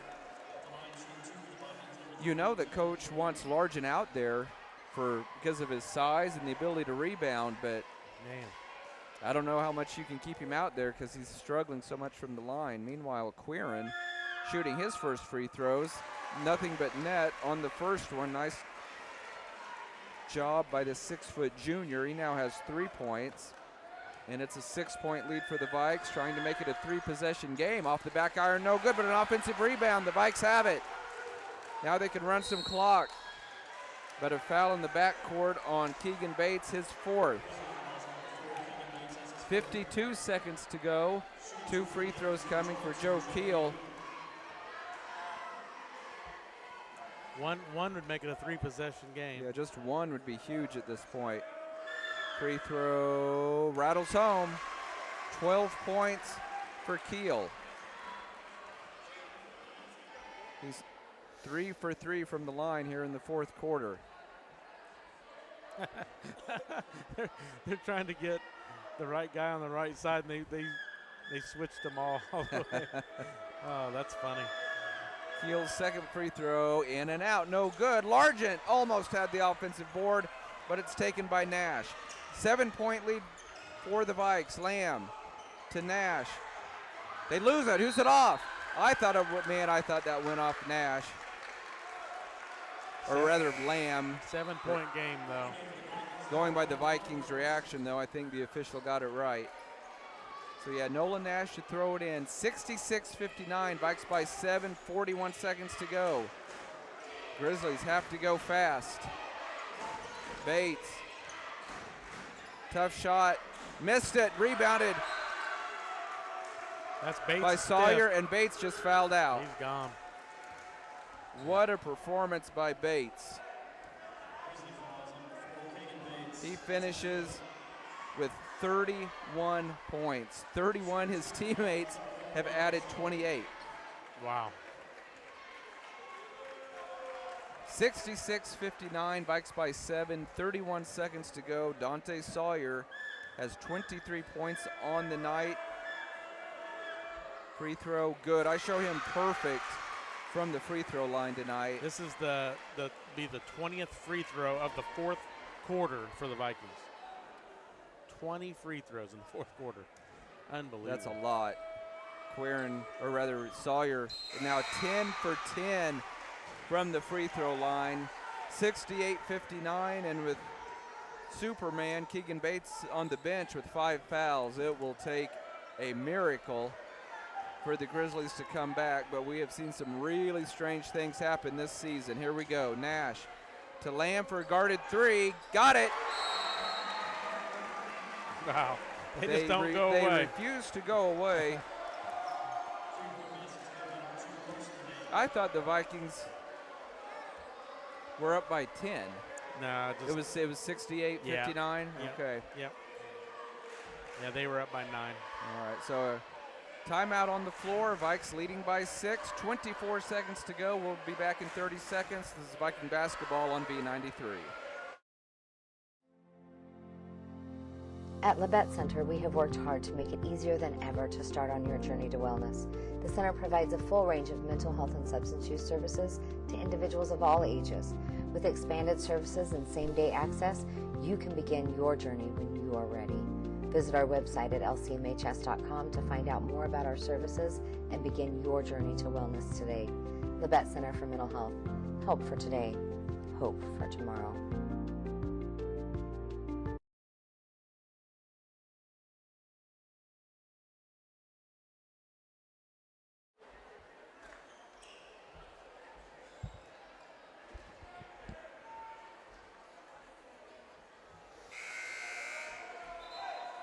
Well, the Grizzlies have done a nice job extending this game. They have committed a lot of fouls here in the fourth quarter, but they've hit some big shots as well, and it's still not over with the Vikings leading by 6, 68-62 with 24 seconds to go. Full court press by the Grizzlies. Demias having a little bit of trouble. Look out. It's a steal. The Grizzlies have it. Nash to Lamb, to Heston for a big three, short. But Nash gets a rebound, another three. Off the mark, no good, but another offensive rebound. Now Sawyer comes away with it, and he's fouled. And that could really have been an... Wow. He's going to get 2 free throws. That almost could have been an intentional, because he was going to be off to the races, I think, for a layup. But if he can just knock down 1 out of 2, that makes it a 3-possession game with 11 seconds left. 3-point specialist Maddox Dewey into the lineup for the Grizzlies. Sawyer, 10 out of 10 from the line tonight. Has 25 points to lead the way for the Vikings. First free throw, perfect. That should do it. Should do it.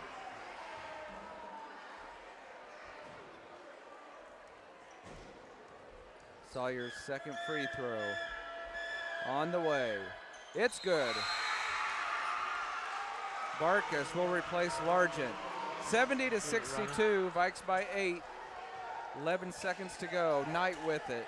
Labette County into the front court with 8 seconds. Wiles 3 off the mark, no good, and that's going to do it. Time will expire, and the Vikings hang on, and they knock off the Grizzlies by a final score of 70-62. We'll take a 3-minute break. Be back at the Bowen Pharmacy postgame show. This is Viking basketball on B93.